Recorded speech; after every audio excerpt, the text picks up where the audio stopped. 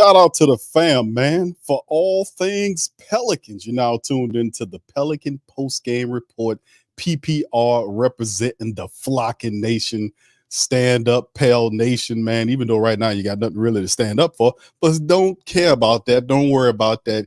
Get up, stand up, flocking nation. We up in this thing. Shout out to the fam. Appreciate y'all being up in this live as we're doing it like we always started to do. PPR, man, we kind of slid it from Friday to Saturday, man. I like this vibe. I like this energy a little bit better. So big ups to the fam. Appreciate y'all for being in the stream. We'll cover a little news, notes, and items that had happened recently with our Pels, man. Shout out to all you guys. Appreciate you. Young City 9, big ups to you. What's up, Lonnie? What's popping, fam? Brother Hakeem, salute, my brother. Good to see you in the building. Big ups to you, fam. Appreciate you. I see you, Jordan. Shout out to Jordan. It's good as well. Listen, fam, they had a few things, man, we're going to go over in this episode. Lex and DC, they'll chime in a little later on. But listen, fam, some interesting stuff, man. We're also, this is our live stream where we open up the phone lines, the lines of communication. So I'll be posting a link right after, during the news items, fam, for those who want to chime in and get their thoughts on what the Pelicans, what did they think about the Pelicans thus far? Personnel decisions and moves. What are your takes on it as well? We'd love to hear from you guys. Tedra, shout out to you. Good to see you in the stream. All the family members popping in, please feel free to hit the like button. If you please, give me a retweet if you're on Twitter. We are multi-streaming across several different platforms. So salute to all you guys. Hope you're having a fantastic and beautiful Saturday, man. It is beautiful where I'm at, man. It's hot. But listen, it's still pretty out there, baby. Let me tell you something. I'm kind of starting a little late, man. I had some errands to run on Saturday morning, so we up in this thing. So anyway, let's get it popping and twisting, man, with this article right here. NBA trade rumors. Now, this happened a little early on in this thing. What's up, Molly Mall? This happened a little early on with trade rumors. The Pelicans, Brandon Ingram, discussed in talks with the 76ers and the Rockets.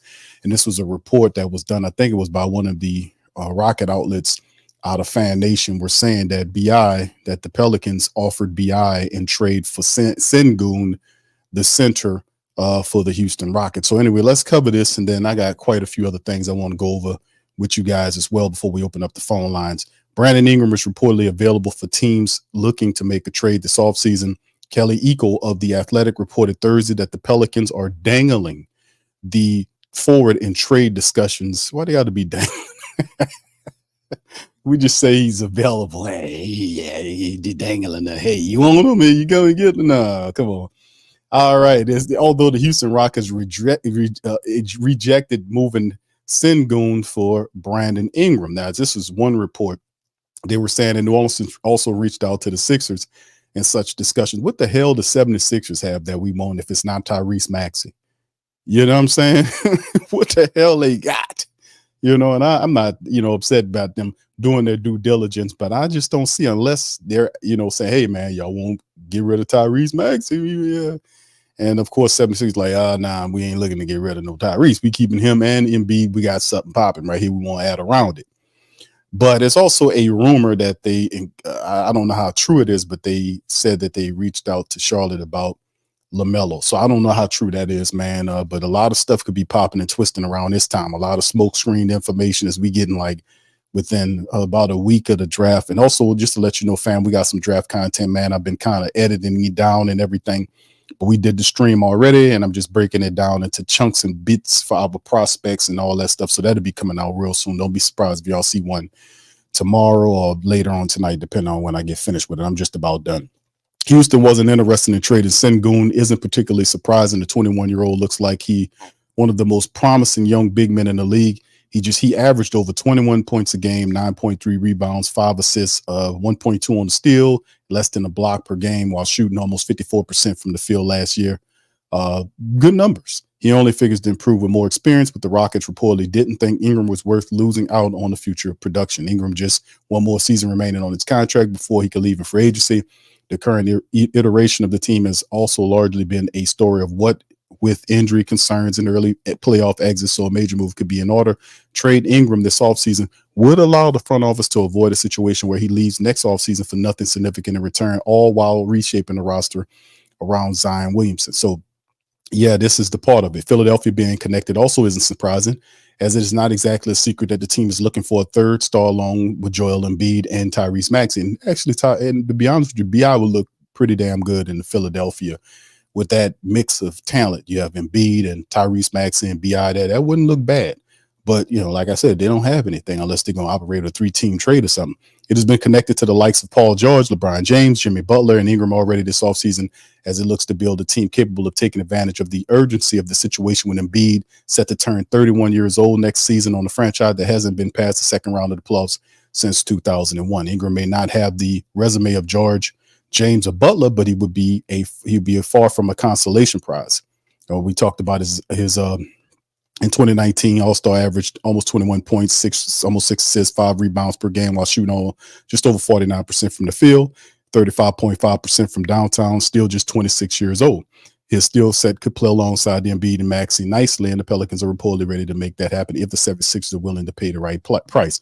The right price, if you're the 76ers, is Tyrese Maxey. We don't want Joel Embiid, but Tyrese Maxey, and they're not going to give up Tyrese Maxey. So what the hell are we talking about with the Sixers, man? Only maybe in a third team trade, perhaps. But man, hell no to that. But the Sengun thing, very interesting that they would try to go after Sengun. Offensively speaking, is very gifted, but defensively, not exactly what you're looking for Willie Green's system. Are these people talking to each other? And to me, when you ask me and we do this is what we do. PPR, man. The Willie Green system to me, even though Sengun offensively speaking is a very good guy. He got the 5 rebounds. What's he having? 9 rebounds? That's not bad. But defensively and switch all, I don't know if he would be the type of player. And the Pelicans have an opportunity right now to get said center that fits Willie Green's system. Like we had obviously Jonas Valanciunas wasn't it. He opened up the second quarter on the bench. And his minutes went down and down and down as we got closer to the playoffs. But there's definitely a type of center that you will want to fit the switch all philosophy. And man, I just hope they get it right this time, man. It ain't no turning back this time. This is the interval where you got to get it right. They're resetting the team, which means the first iteration failed. You got to do it the right way this time around. The next time around, David Griffin has got to make this pop, man, because they have not announced a general manager yet. They have not announced any damn thing yet, but they have been looking at NBA prospects as the draft is facing us. Been seeing a lot of movement from a lot of teams, but nothing from the Pelicans. They have been totally quiet on many fronts. But anyway, let's keep it popping and twisting. Let me play this for y'all because this is from Chris Haynes, man. Y'all put one in the chat see if you can hear what Chris Haynes is saying. This is what he said about B.I. C. Connick asked about Brandon Ingram. Definitely a name that I expect to be moved by the summer. Where? Don't know as of right now. I've heard of some teams that have inquired. Again, I don't want to say a team right now. I don't want to, I don't like just putting out BS just to put it out. I would like to do my due diligence. And so, but Brandon Ingram is definitely somebody I expect to be moved over the summer. They got Trey over there, Trey Murphy. I think he's ready to take that next role. I was just with him not too long ago in Atlanta. He's a spacer. He's somebody who fits well with what New Orleans does in the offensive end. All right, so there it is. That's I think all those signs point to Brandon Ingram probably being out at some point in this offseason. Yeah, this was and really it's good, and I like listening to Chris Haynes because he's one of these guys that will do the homework. Now we've had like the whole situation that happened with that dumbass fake news that came out a year or so ago about the Pelicans trying to trade Zion for Scoop, the point guard that was with Paul, that old dumb stuff. Then you heard all of these people. You didn't hear Wojnarowski, you did hear Chris Haynes, but you heard all these other dudes sitting up here putting out all this crap. And I was like, man, don't y'all fall for that dumbness, man, that old nonsense the whole damn time. And people are like, oh, yeah, they're going to, man, nowhere in the world, man. But the craziness is like, of course they got to get rid of BI. Of course. I mean, you got to get rid of him because you're not going to pay. You're not paying him. like, well, Q is, he's a good player. He is a good player, but they're, right now, you're not gonna pay BI. That's just, we knew they weren't going to pay him, so they know this over early on. So if you want to get something popping and snapping and twisting, it has to be a move where he has to be moved in this offseason so you can acquire a talent or a piece that fits with Zion Williamson. Remember, you're resetting the core. So if you're going to get a piece, a really good piece, it has to be with BI. It's not that, and eventually they will move CJ McCollum. When you resetting the core, the three guys that's making $30+ million, BI and then CJ, Zion is not going anywhere. So you got to get the best player, or maybe two players that you possibly can from Brandon Ingram. You have to flip them. Now he has trade value. I don't buy all this stupidness about him not having no damn trade value. That's a bunch of BS. Brandon Ingram is 26 years old. He's a guy that averages 21 something points a contest, and you put him in the right core, the guy can ball. He can ball. Now they're looking at him kind of in a negative light because he had an off playoff series where he didn't do as well because he was coming off of injury. So he just didn't look as well as he was supposed to look, and that was very obvious. But nothing was wrong with CJ McCollum. I hear all them twisting and turning and burning up BI on the grill, but you don't hear nothing about CJ McCollum and what the hell he did in the playoffs. I ain't hear nothing. All the smoke in the world for BI, but not a damn thing for CJ McCollum, who was brought here supposed to be the guy that's supposed to help you in a situation with the plus. He's supposed to be the guy to come in with the veteran and all this kind of nonsense. Shit, where my button at? Shit. That part. It didn't work, baby. So, I mean, like when you reset the core, they're getting rid of BI. They got to get a player for him to pair next to Zion Williamson. They need a floor general. The last several years, the Pelicans been operating by point guard by committee approach that works at certain intervals, and then it doesn't. You're going to have to address that position. You got to get somebody that can set the table and be a guy that can play some defense, a guy that can hit that 3-point if he needs to, that kind of thing. You need to have some of that, because we already have first-round draft picks like Trey Murphy III and Jordan Hawkins, who needs to see the light of day. The guys, we have some shooters on this team that will accentuate the gravity in which Zion plays with. So that's something we have to look out for, man. But, hey, man, BI's got to be the dude. You got to get a good player for BI. And like I said, the Pelicans don't want no picks. Like, we give you 5 picks for, no, man. We need a player right now, because Griffin's been here for 5 years. That's half a decade already, 5 damn years. And you in 5 years got 2 playoff appearances and nothing else. Nothing else. A ton of injuries here, a ton of injuries there, and just all this kind of foolishness. And now a very pivotal offseason with Trajan Langdon taking the VP job in Detroit. You bringing in a new general manager. You got another assistant job that you got to fill in the administration. You got key moves and things that need to be made from a player perspective. And we talking about resetting the core. Fam, resetting the core means putting other star talent around our major star, which is Zion Williamson. It ain't a small feat. So plus they got a nail at the draft. And then they have players like Najee Marshall and some of our bench guys that are, that's going to be, you're going to have to either sign somebody or either develop some of the guys that you've been sitting on your ass with, like EJ Liddell and those guys. Something, you see what I'm saying? So, and then counterbalance that with the fact that the Southwest is getting better.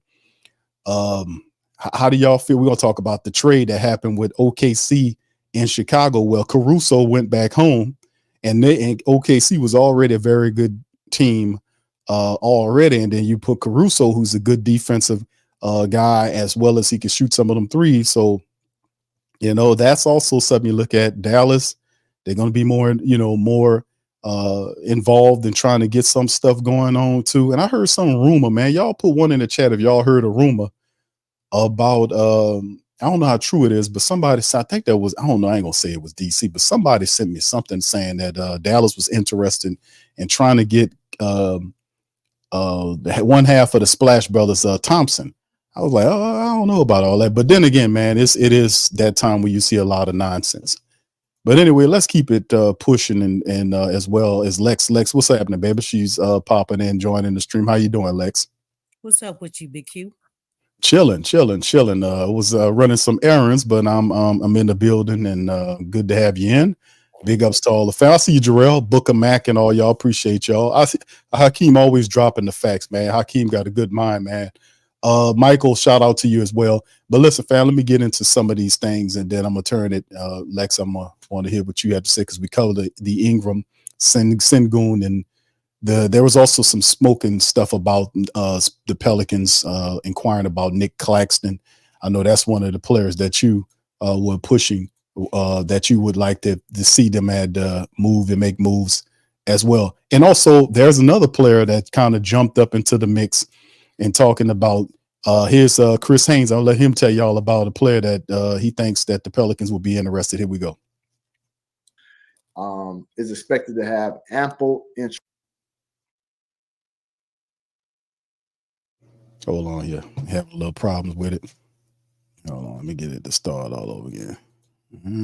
I'm told is expected 5.5 seasons with Philly. His role kind of fluctuated at times. You know, there were different stars brought in. You know, there was the emergence of Tyrese Maxey, where Tobias Harris' usage rate, you know, fluctuated and it went down at times. And, you know, Tobias has taken a lot of scrutiny in Philly. But one thing about Tobias Harris that I can say about him, that he's always been durable. He's always been a stand-up guy. He's always been a great locker room guy. And he does give you production. Now, is the production what you want of your second tier star? You know, I think that depends on just how much he's being used, how much his offensive talent is being played into factors. So I will say this: you know, you got teams that I expect to have some interest in Tobias. I will mention, you know, Utah, Detroit, San Antonio, Dallas, and New Orleans. You know, Dallas and New Orleans, those will probably have to be sign and trade type scenarios. But those are teams that I'm hearing that are expected to have some level of interest in Tobias Harris this summer. And you know, he's a guy, again, remember, he came off of a big contract. Remember, he's with the Clippers, then got the deal over to get to Philly. So he's a guy who's 31, still has a lot of game left, and it's all about the right fit with him. It's all about the right fit, the right culture, and you know, he's motivated to prove people wrong. That's what I do know. He's motivated to prove people wrong. I know people think that his best years are behind him. I think he would oppose that. So you know, Tobias here. What I can say, I don't see a scenario where Tobias will be back with Philly. I think I can say that for sure. But, you know, he's going to have ample interest. You know, those teams I've mentioned, those are some of the teams that are expected to show interest once free agency gets underway. All right, there it is. Straight from the horse's mouth, so to speak. Chris Haynes saying that the Pels could show interest in Tobias Harris. Now, I know Tobias Harris doesn't work for cheap. He don't work for cheap. So he's saying it's a side trade for Tobias Harris, man. So I don't know how this will work insofar as what the Pelicans are looking at doing. Because I don't know. I don't know. Tobias off the bench. It depends on how much, man. Pelicans money wise, you know, the sign and trade, all this kind of stuff. But I don't know. Maybe y'all put it in the chat how y'all feel. Y'all feel about Tobias Harris as a Pelican, man. Y'all let me know, man. I'm not too really if Lex chime in on this, because I'm not too sure about Tobias unless you can get him for the right price. And perhaps Tobias Harris is a player off the bench that helps the Pelicans, because in my mind, and let me see if y'all let me know how y'all feel about it. In my mind, let's say, you know, they pull off a trade, and then it's all congruent with what happens with Brandon Ingram if they trade him for a point guard or whomever. Let's say they trade him for a point guard. I say the point guard would be the guy that is number one. Then you have point guard, in my mind, Herb Jones, not Christian James McCollum, but whoever the point guard is, they trade for BI. at point, obviously. The 2 would be Herb Jones. 3 would be Trigger Trey Murphy, 4 Zion, and 5 whatever the center is. So if a Tobias Harris is a sign and trade player, according to Chris Haynes, then to me, I would be thinking that he would be a person that you more than likely would see as a bench guy. You see what I'm talking about? And if that is indeed the case, oh, damn, man. If we willing to do a sign and train, and then again, I don't know, man. I like Tobias Harris's game. I just don't know. I don't know if Tobias Harris price would fit with what the Pelicans got going on. You know, the price, because we got to crunch this numbers a little bit here, and the sign and trade, all this nonsense. So Lex, let's talk about that. Tobias Harris, how you feel about Tobias? You want the positive version or the negative version first? Okay, give me the non-positive first, and then clean it up with the positive. We all about positivity today. Come on. Hecky no. Okay. Hecky no. No. Okay. Not no. No. Okay. Hell no. I got you. No, man. We Pelicans don't want this dude. He's too inconsistent. I don't even care what he's asking for. The Pelicans need players that can have a level of consistency, and I don't really consider him a star. He's a straight up role player to me. I know somebody said on a good team he's like 4th option. I don't even think he's like a 3rd option. So if you had a 4th option, you're basically like a role player, like a decent role player, I guess, or a pretty good role player, however you want to define it. But yeah, it's a no for me. This dude really does not. He doesn't rise to the occasion in the playoffs for real. He disappeared. When he disappears, I mean, it's like magic. Like he disappears, like for real, for real. So, I mean, really, I think he's at a lower level than CJ and Brandon. To be honest with you, I don't really favor anything about his game. I mean, he's just too inconsistent. It's like bad. Like, hey, are you gonna show up today, Tobias? And I know, like we talk about how guys on the Pelicans already, they're inconsistent. Okay, take their inconsistency and multiply that by like 5 or 10 with Tobias. Like this is a definite no. And then like he was making all that money. How much was he making?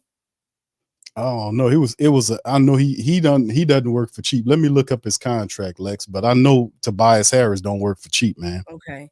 Well, yeah, well, shoot. If he ain't working for cheap, but his game is. Yeah, I he ain't might trying to have be an mean old or nothing, school but name. we don't need and really what Chris Haynes was saying, Pelicans do not need. I'm not. Look, if you tell me a player is a good human being, he's a good guy, he's great in the locker room, I don't care about that. I really don't, because the thing is, this team has too much of the same personality. Everybody on this team is supposedly a good human being, doing community work and all that stuff. Nobody cares about that. That standard that comes with the job description. You know what I'm saying? Like that comes with being an athlete. So the thing is, like, this team needs something else, a different type of personality. Again, that dog mentality, that dog personality. Just kind of ruthless, mean, edgy. Whatever you want to call it, choosing violence. That's or like the great Jerry West would say, we need wolves on this team. Like literally, we need something else. But I don't really care about his personality, all this stuff. I mean, his game is already not there, but there's nothing about his game that screams out like, hey, if we add this guy to this team, he's going to make a serious change. He's going to change the complexity of this team. At this point, we need someone who can have a strong imprint for Pelicans basketball. That's what this team needs, and he's just not it. Yeah, he's a free agent, and according to what I'm looking at, his sport track is showing him a free agent. Man, but that guy last year was making over $39 million a season. Are you kidding me? That's worse than CJ. And I told you I feel like his skill set and his game is lower than CJ. So in that department, CJ doing great. His contract was a 5-year deal. They signed him back in 2019. 5 years. It was $180 million. And the last year of his deal was $39.2 million. Big that they was paying Tobias Harris like that. Almost $40 million. Get this. For everybody in the chat. Remember when Jimmy Butler said, Tobias Harris over me? Y'all remember that? Mm-hmm. I remember saying the 76ers chose this dude over Jimmy Buckets. Man. Think about that. They chose him. And look, when Jimmy came to the 76ers, Jimmy, what did he do? He changed the complexity of that team. He did. He really elevated them to a whole nother level, man. But they chose this guy over Jimmy. And since then, Jimmy has been to the finals how many times? Shit, it was every year, wasn't it? Every year. He went there twice. Yeah. I want to say it was almost every year. Yeah. Either he got to the second round or he got to the second round or he got to the finals. Yeah, in many cases, he was a playmaker that assisted with them getting there. He was actually one of the persons that have helped them elevate them and put them in a certain standard. When they were struggling, they went to Jimmy Buckets. And everything. Mm-hmm. Like Jimmy was a dog for that team, and the 76ers, man, they messed up bad because they chose this dude right here. They chose Tobias Harris over Jimmy Butler. That's crazy. I didn't know that man was making no $39 million last year. $40 million. That's when he got that contract. Yeah, because Jimmy wanted to stay, but he knew Miami was interested in him. And, they were like, he was like, what? You chose that dude over me? And he said it just like that. Yeah. He even said it when he went to the finals, too. He repeated that jump. Like, y'all chose that dude. That's, man. That just shocked me. I didn't know. I knew he had a nice contract. I did not know it was almost $40 million. I did not know that. That was ridiculous for Philly to pay him that kind of bread, man. That's ridiculous, man. Big ups for Tobias. Old school name, new school robbery. I mean, he was able to get $180 million out of the 76ers on that deal, man. Nobody wanted to touch that. But this is what Chris Haynes is saying, is that he is getting information saying that the Pelicans, there's interest. The Pelicans are going to look at Tobias Harris. So maybe at a cheaper rate, ain't no doubt about it. Ain't paying them no $39 million, but they can look all they want. According to him, there's also several other teams. Hopefully they land them before we do. And you talk about forking over some money, man. I would rather try to see if we can retain. I know it's it's not impossible, but a lot of people see it as probably not going to happen. Is Najee Marshall. I mean, we basically raised Najee up in the Pelican building. He turned into a phenomenal player for us. And if you won't throw away money, give it to Najee. At least you'll get something for it. At least he'll show some heart and grab Jimmy Butler around the damn neck or something. I mean, he'll show some kind of heart. Shout out to you, YO, man. Thank you, bro, for the super chat, man. Appreciate you. And also, you got another one there that says it's crazy that I trust DA over Willie. Nah, thank you for that. Appreciate you, fam, for the super chat. Yeah, this is as Chris Haynes is saying this, man, about the Pelicans showing interest in them. And like I said, this is going to be pivotal. The Pelicans going to have to step up and do it the right. We got to do it the right way. If this is the season where you're going to trade one of your stars, you got to get the right player that fits what you got to do. And if you got to find a center that goes along with Willie, you got to make sure you get the right player that fits Willie's system. Stop getting people who Willie can't use, like when they signed Cody Zeller. Me personally, I like Cody Zeller. I think Cody Zeller ain't getting near enough minutes. And when he was out there, he had an impact. He was out there running the court. He was out there blocking shot, making passes. He was doing what he was supposed to. But he wasn't the guy that Willie Green wanted in his system. So let's just make sure before we decide to sign. I know this sounds very elementary, but before we decide to go out there and say, hey, man, let's go get this guy, can we just have a conversation with the coach and whoever the decision maker is and getting the personnel get together, which is David Griffin, and say, hey, man, listen, this is the kind of guy that I need for the system and this type of thing. This is what I'm talking about, as opposed to going and get guys that don't fit and you trying to fit the pieces. And then Willie ultimately are not going to play these guys. So, I mean, it's just, I know that sounds simple, man, but that's what the hell we've been dealing with. And also some more news before we go to the phone lines, man. The Pelicans, it's reported that the Pelicans did work out or plan on working out big Tyrese Samuel. That's a report that tweet that happened, that the Pelicans are supposed to be one of many teams working out Tyrese Samuel, who is a big 6'10", 240-pound big as well. And this is among the many people that the Pelicans work out. And he's from Florida. He's a fifth-year center. He's projected to be a second-round selection there. So we'll see if the Pelicans perhaps have a little plan to try to acquire some second-round picks. Maybe they can pay for him because you can get him that way. Pros for his game in terms of what Samuel represents is this off the ball, like a scoring motion player, getting excelling at scoring off of motion plays, good rebounder, good shot blocker, defensively okay, but could be better. But he's a guy that don't have much of a shot in terms of away from the basket, that type of thing. If you're looking for a guy that shoot threes or shoot something that's 18, 19 foot, that's not that guy. His work is done mostly around the basket, very athletic. Do need to work on his defense, but 6'10", 240, athletic, big, that does, that can be physical, does seem to be a guy that can run. You want a guy that can run. So a lot of stuff, and this is what the Pelicans looking at. And there's also other, and this is the list otherly of what the Pelicans are looking at.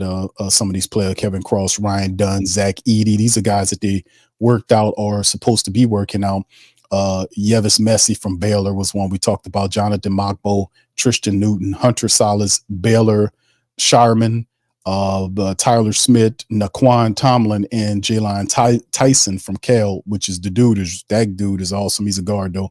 But these are some of the players that the Pelicans have worked out. So that's a bit of game right there from the Pelicans right now, man. And in terms of what they are doing. And like I said, next week is the draft.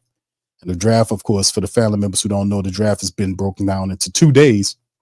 And I think it's Wednesday and Thursday of the upcoming week. So we'll see what the Pelicans got planned, man, if they can nail the 21 pick in the first round, man, and see what they do with that. So very interesting, don't you think, Lex? With the Pelicans, your Pelicans are trying to put in some work. We haven't heard anything, by the way, I know. motion or moves about who's going to be the new general manager.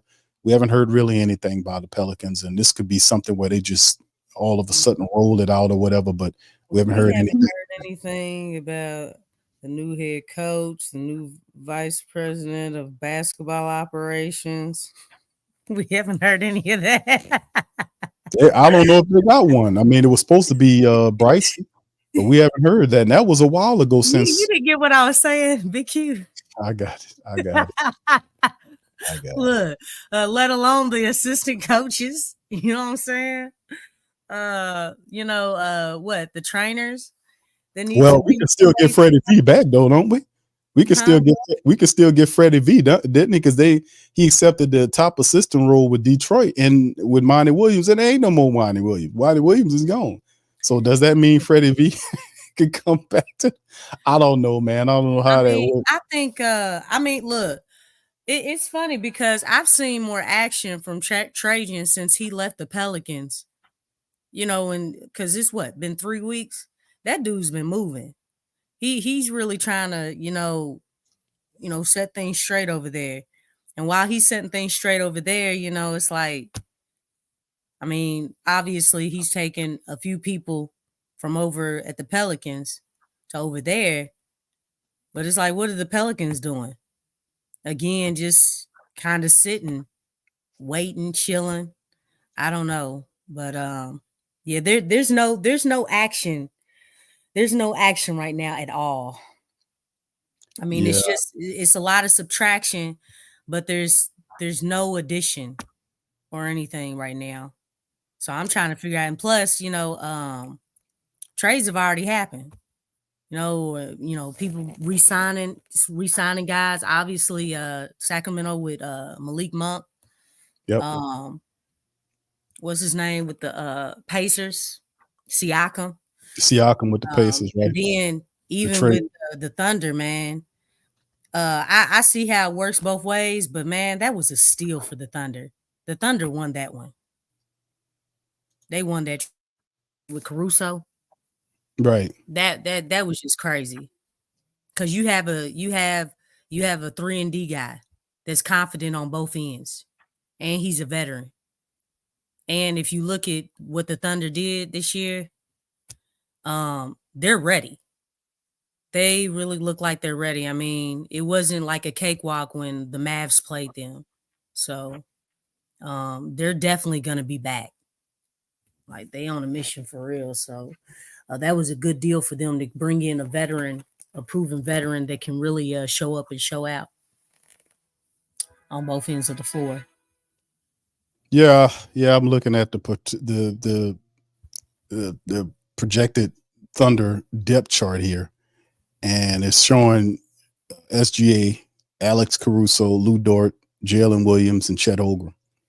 That's not bad at all, man, to be honest with you. And then the crazy part is Alex Caruso started off with them in their G League affiliate under the coach that's coaching the OKC team now.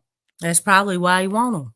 That right. They know exactly what they're getting here. And plus, Yeah. it was a little scandal surrounding Josh Giddey anyway. You remember games where he'd be in arenas and they booing him.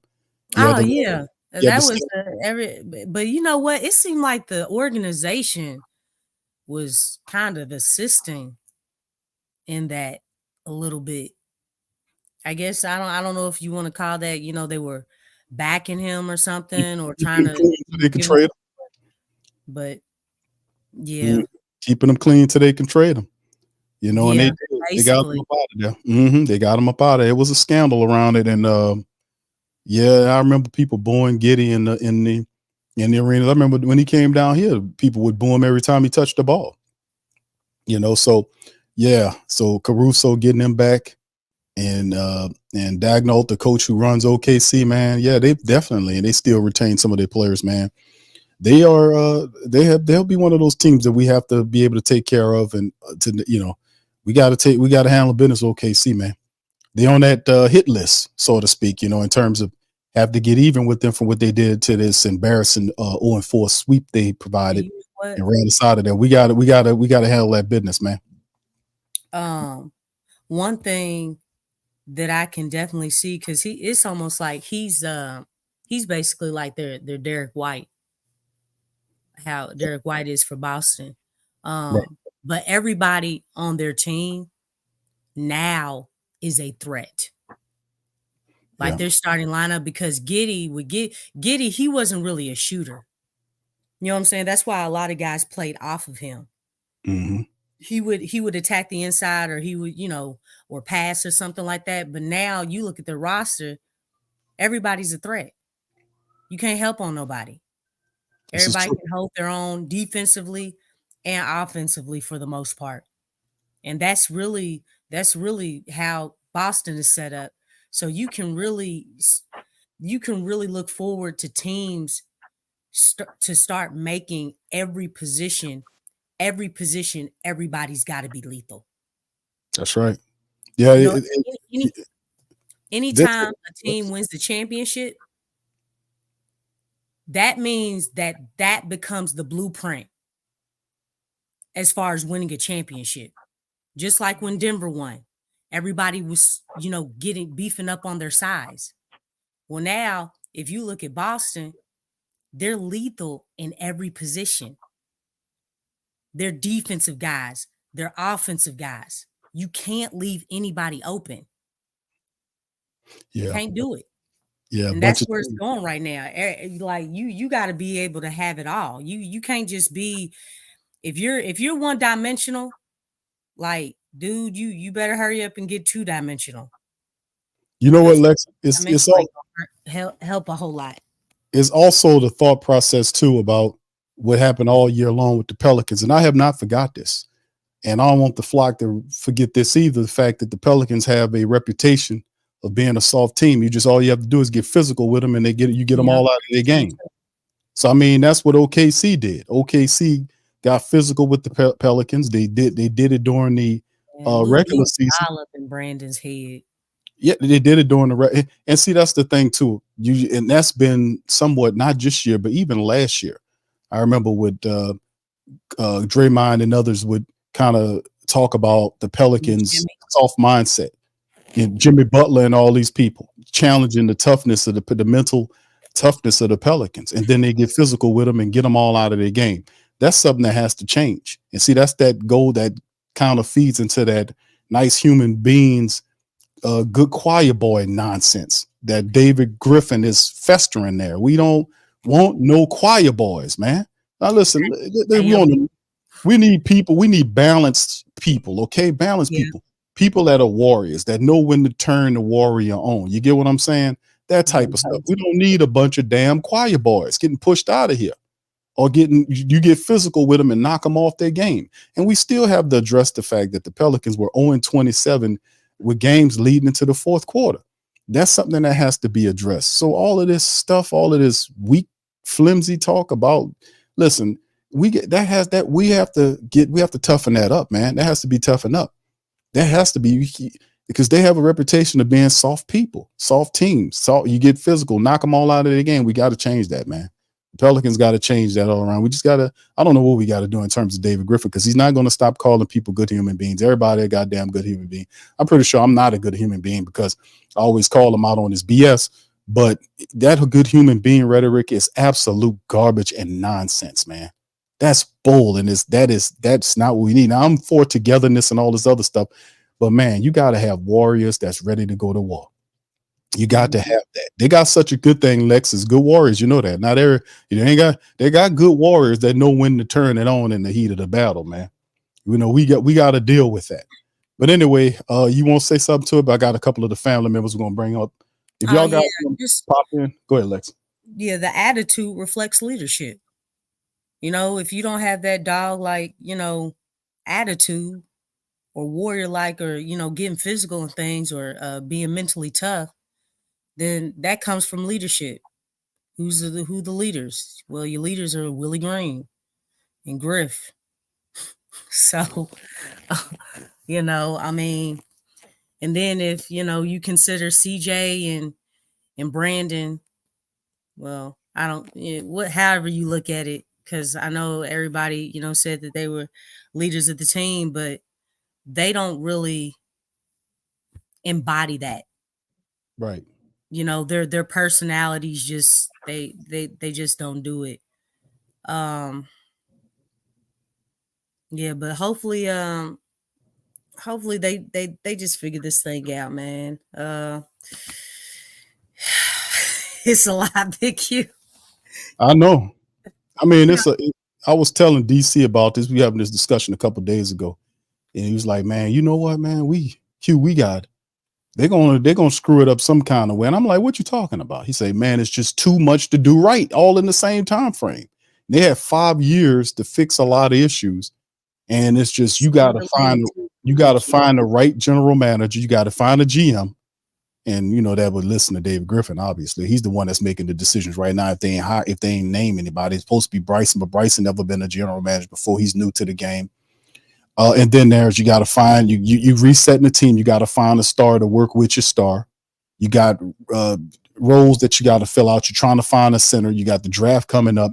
It's a lot of stuff. You got roles for your assistant. It's a lot of stuff going on that the Pelicans, who have not been a team that's had a sense of urgency, has to start moving with a certain sense of urgency to fill these roles. And there's trades going on. There's renegotiating this, that, and the third. All that's going on, and you've heard nothing by them. Now, this could change, prior to the draft or whatever. We don't know. but start shaking, moving, doing some shit. Do something, please. Do something.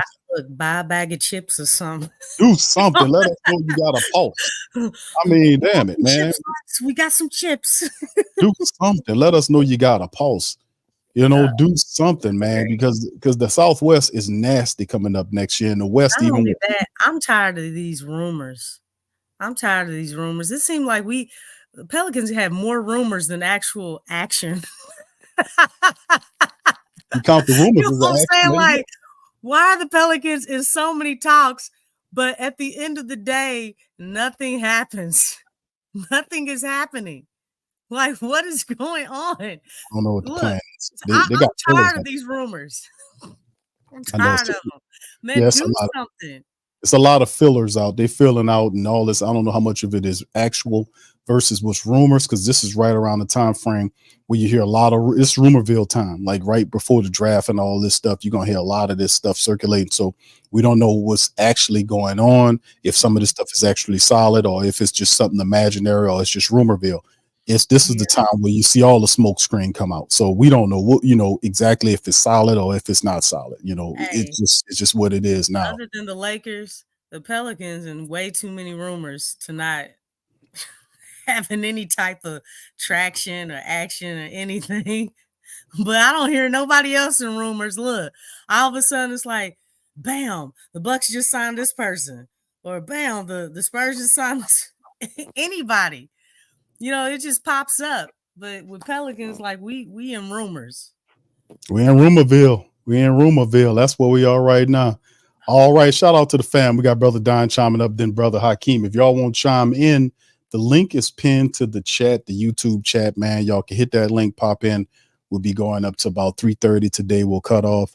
But listen, it's your opportunity now. Y'all know y'all waited all week. Feel free to chime in, man. Let's hear from you about these damn Pelicans. Y'all let us know what you think should happen or how you see things. Hi, Brother Don. How you doing, sir? Welcome on in.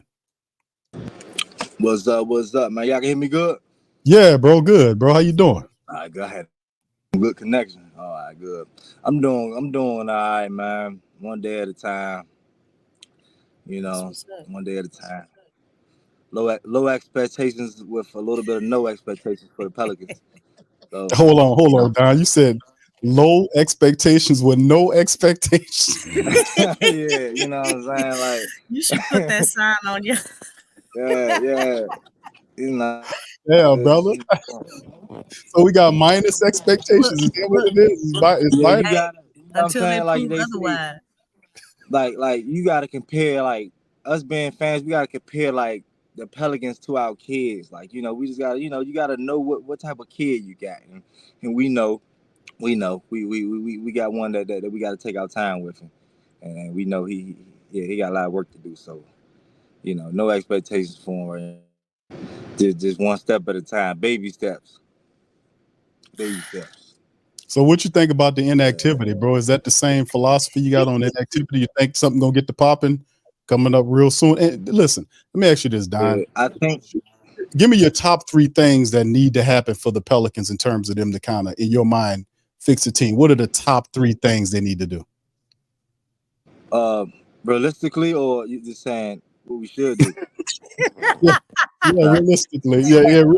From your tape, realistically, what's the 3 things the Pelicans need to do to kind of build on what they did in terms of going from 49 wins and higher? Well, realistically, we need to get a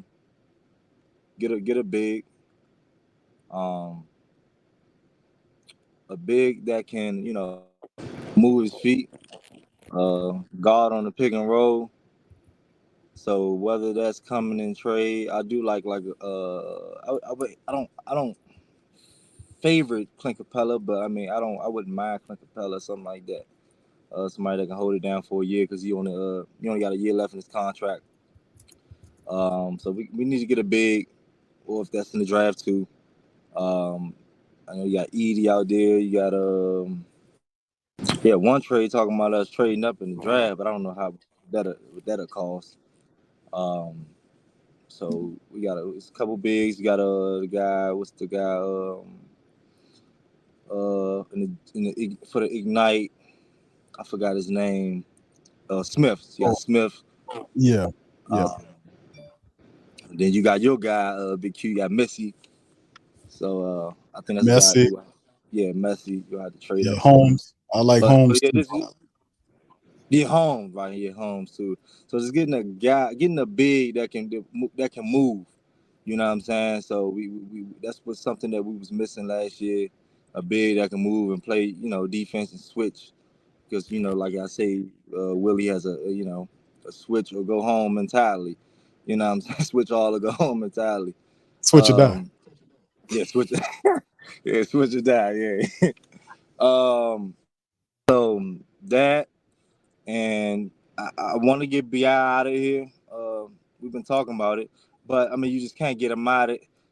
You can't get him out of here, and then get something equivalent back, because the Tobias thing we talking about is worth or equivalent. You know what I'm saying? That's not moving nothing. That's not moving anything for me. So I wanted us to get through combo guard. Trey Young is what I was looking at. At this point, I mean, I'm not shy away from DeJounte Murray either. I mean, DeJounte's still a good player. I seen him take over some games and stuff like that, beat the Celtics down, you know what I'm saying, and all that stuff. So he's ready for a moment. He's the guy that's ready for a moment. He likes to dish the ball, stuff like that. So he has that point guard mentality as well. And so yeah, let's get one of those guys. And then the last thing may be we need an assistant coach now, right? Yeah. We actually need a head coach. Well, yeah. Well, Lex, he said realistically, so I was That doing is a realistic one. Yeah, well, you're gonna need a couple of them, bro, to be honest. Yeah, but Borrego, we need a new VP. But I think Borrego's going to the Pistons for some reason. I think Borrego might go to the Pistons. Yeah, and it's funny how Monty Williams keep getting passed around, and he on these big contracts. That's funny. Like, people just fire him on major contracts. That's interesting, but yeah, man. And then I seen something that said we should bring Monty up for assistant coach. No. Lord, no. No, we don't need. Oh my goodness. No. I'm about to faint on that one. No. Yeah. We do not need buddies. Mirror image. We do not need a mirror image of Willie Green. And then Willie Green. If Monty get here, Willie Green is enough of Willie Green. Willie Green, Monty gonna get here. Willie Green gonna come up with, sometimes what we're gonna do. I'm gonna let him head coach some games, and I'm gonna head coach some games. Oh no, he fucking around. He do something like that. It's gonna be the same thing. You know what? It's crazy because when you look at them, what sticks out about their coaching? Nothing. Defense? Nothing. I'm being positive too. Well, I'm just saying because that's where was the defense in the last few games of the season? Well, Lex, they were hurt. Everybody was hurt, Lex. Come on now. No. What about the Pistons getting their ass whooped every game? They didn't have any talent. Oh man. Okay, what about Phoenix when they lost by 50? See how easy this is to deflect responsibility. You see how easy this is to deflect responsibility and actual problem solving and troubleshooting. It's easy to just deflect and say, well, they didn't have enough talent. That's why they didn't win. Oh, well, everybody was hurt. That's why the Pelicans only won 49 games. We was healthy. We'd won 65 games. And, it's all tied to injuries. And some of that is true to a degree. But that's also based on how good your coach is. When some of your better players go down, you really start seeing how good that coach is. You know what? Yeah. If you have a good coach, because we say it all the time with Willie. Willie, like, in spite of his coaching, think about it. All the double-digit leads that were lost in the clutch. 0-27, 28, 29, whatever it is. 27 and up. All of it's bad. It's a landslide.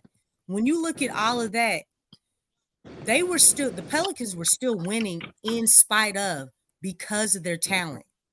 And we say that all the time. It was because of that, the talent on the team, on why he was winning. I mean, Zion played 70 games. I can't deny. And I was saying Same thing with Brandon. Brandon played what, 64 games? Yeah. Yeah, it's like mid 60s. Yeah, so Remember, it's like I was saying you that could have won more. I was saying that when we was talking about, I forgot what game that was, but I was like, I ain't like how we was winning, and then everybody was like, man, look at it, man, it's a win, it's a win. I'm like, bro, I can see through the bullshit. You can't just win, it's not a win. You gotta critique didn't yourself. like that saying, man. Because you had success today, just because you won a day within something in life, don't mean that's gonna continue tomorrow. You gotta build on that, bro. You gotta understand what can you get better at, bro. And the same thing with the teams. Like, you can't just say a win is a win. No, constructive criticism every day. You gotta critique yourself and your wins and your losses. But we was getting, as a fan base, you get too comfortable. Oh, win is a win. Fuck you mean, is a win is a win. We not the type of team that can do that. Hell no. Nah. We need to critique and stay on top. Man, like, no, a win was not a win. I seen through that, bro, and that's what I was saying. I said, yeah, we was winning because we still have talent, still a talented team, which even shows even more why we got a weak coach, because we got some pieces, and I cannot say that, hey, if we had another coach over here, what might happen? I mean, it could be second or third round. You never know. I don't know, but from what he's showing as a coach, or what he's showing as a coach, you know what I'm saying? Like, bro, like, I seen through all that, bro. Like, you got to critique through the wins too, man, because it's always something you can improve in. It's always something to get better. It's always going to be an adjustment from the other side. This ain't just, all right, we do this one way and it's going to take us all the way. No, adjustments. That's why we was losing those games. People was coming back on us and shit like that. Like, no adjustments. Getting comfortable. Getting way too comfortable. You know what I'm saying? But people say, hey, and then you look at even, that's how big coaching is, man. Look at the Miami Heat versus the Boston Celtics. We got swept. They won one game. Miami Heat would have loved to have our roster. They might have won 3 games or 2 games with our roster. If our team's with the Miami Heat, you give us the Miami Heat playoffs, or we get swept. But I seen the Heat, man. They fought every game against the Boston Celtics and pulled out one game because they knew adjustments. They knew what philosophy. They knew what they needed to do. They knew they needed to let that ball fly. Whatever, I think it might have been game 2. They need to let that shit fly. Don't change it up. My father was watching the game with me. He said, man, they shoot too many threes. Nah, bro. They know what they got to do. They know what they got to do. It's a game plan. Right. You got to work with what you got. And utilize that. Capitalize on what you have. Not settle on one way. Understand your player's strengths. That's what the Miami do. They understand their player's strengths. And they capitalize on that, bro. So you look at a coach like that, like, man, I love watching the Miami Heat, bro, because they make the most out of everything, bro. What they have. They got, put that roster over here. Man, we'll be like, man, we need some here. We don't, but so, man, look, yeah, coaching is huge. And we stuck with ours. So more stress. Thank you, Don. Don, that was good, brother. It's okay, man. We feel you, man. We're like, y'all know what I'm saying? Like, y'all know. Lex sounds, y'all sound just alike, man. And you know what? The thing is, we recognize that. I'm a brother Hakeem up next. Marley Mall is stepped in there too. If y'all want to chime in, man, the links in the YouTube chat here to pop in. DC will be popping in momentarily too.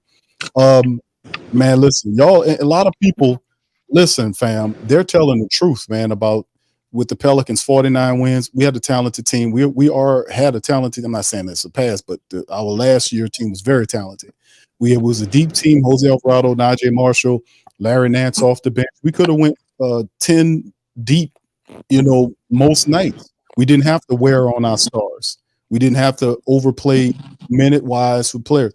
And then you could tell, like, when the games get close and refined, that's when the coaching comes out. And will he do enough to outclass these coaches? Like, although a lot of those wins were blowout wins, but we just took it and we just ran away. They couldn't do nothing with us.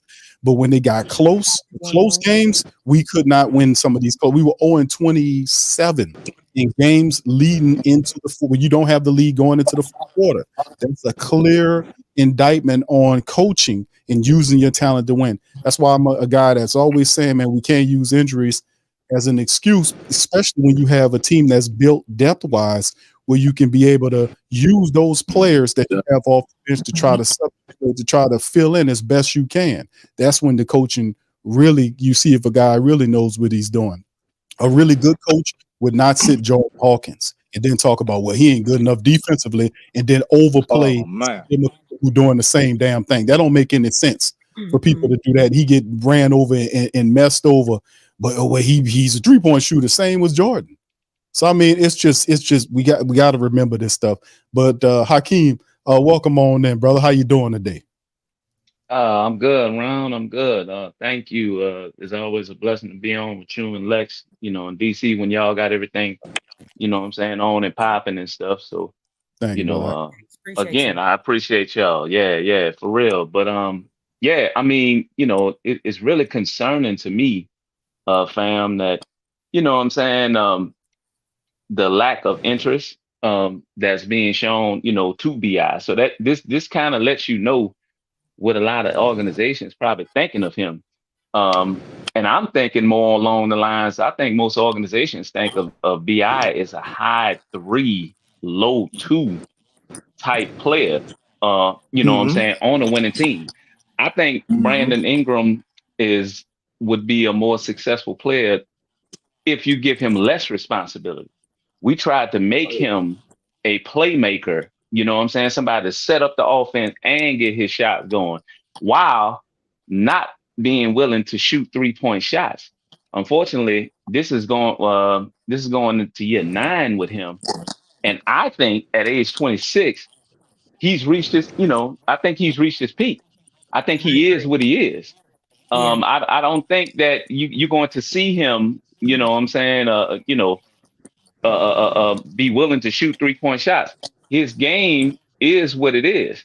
And I think a lot of organizations looking at that and they saying, well, damn, well, I mean, we can bring him in. He can give us our 20, he can give us 21, 5, and 5.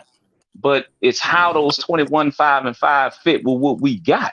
Yeah. You know what I'm saying? Right. So, yeah. So it's kind of like, the Hawks, I want to say, I'm not sure, but I think the Hawks just looked at it and was just like, nah, we don't want it, which is, concerning because we view BI as, what I'm saying, like an all-star caliber player, which he has one up under his belt, but he's not a perennial all-star type player.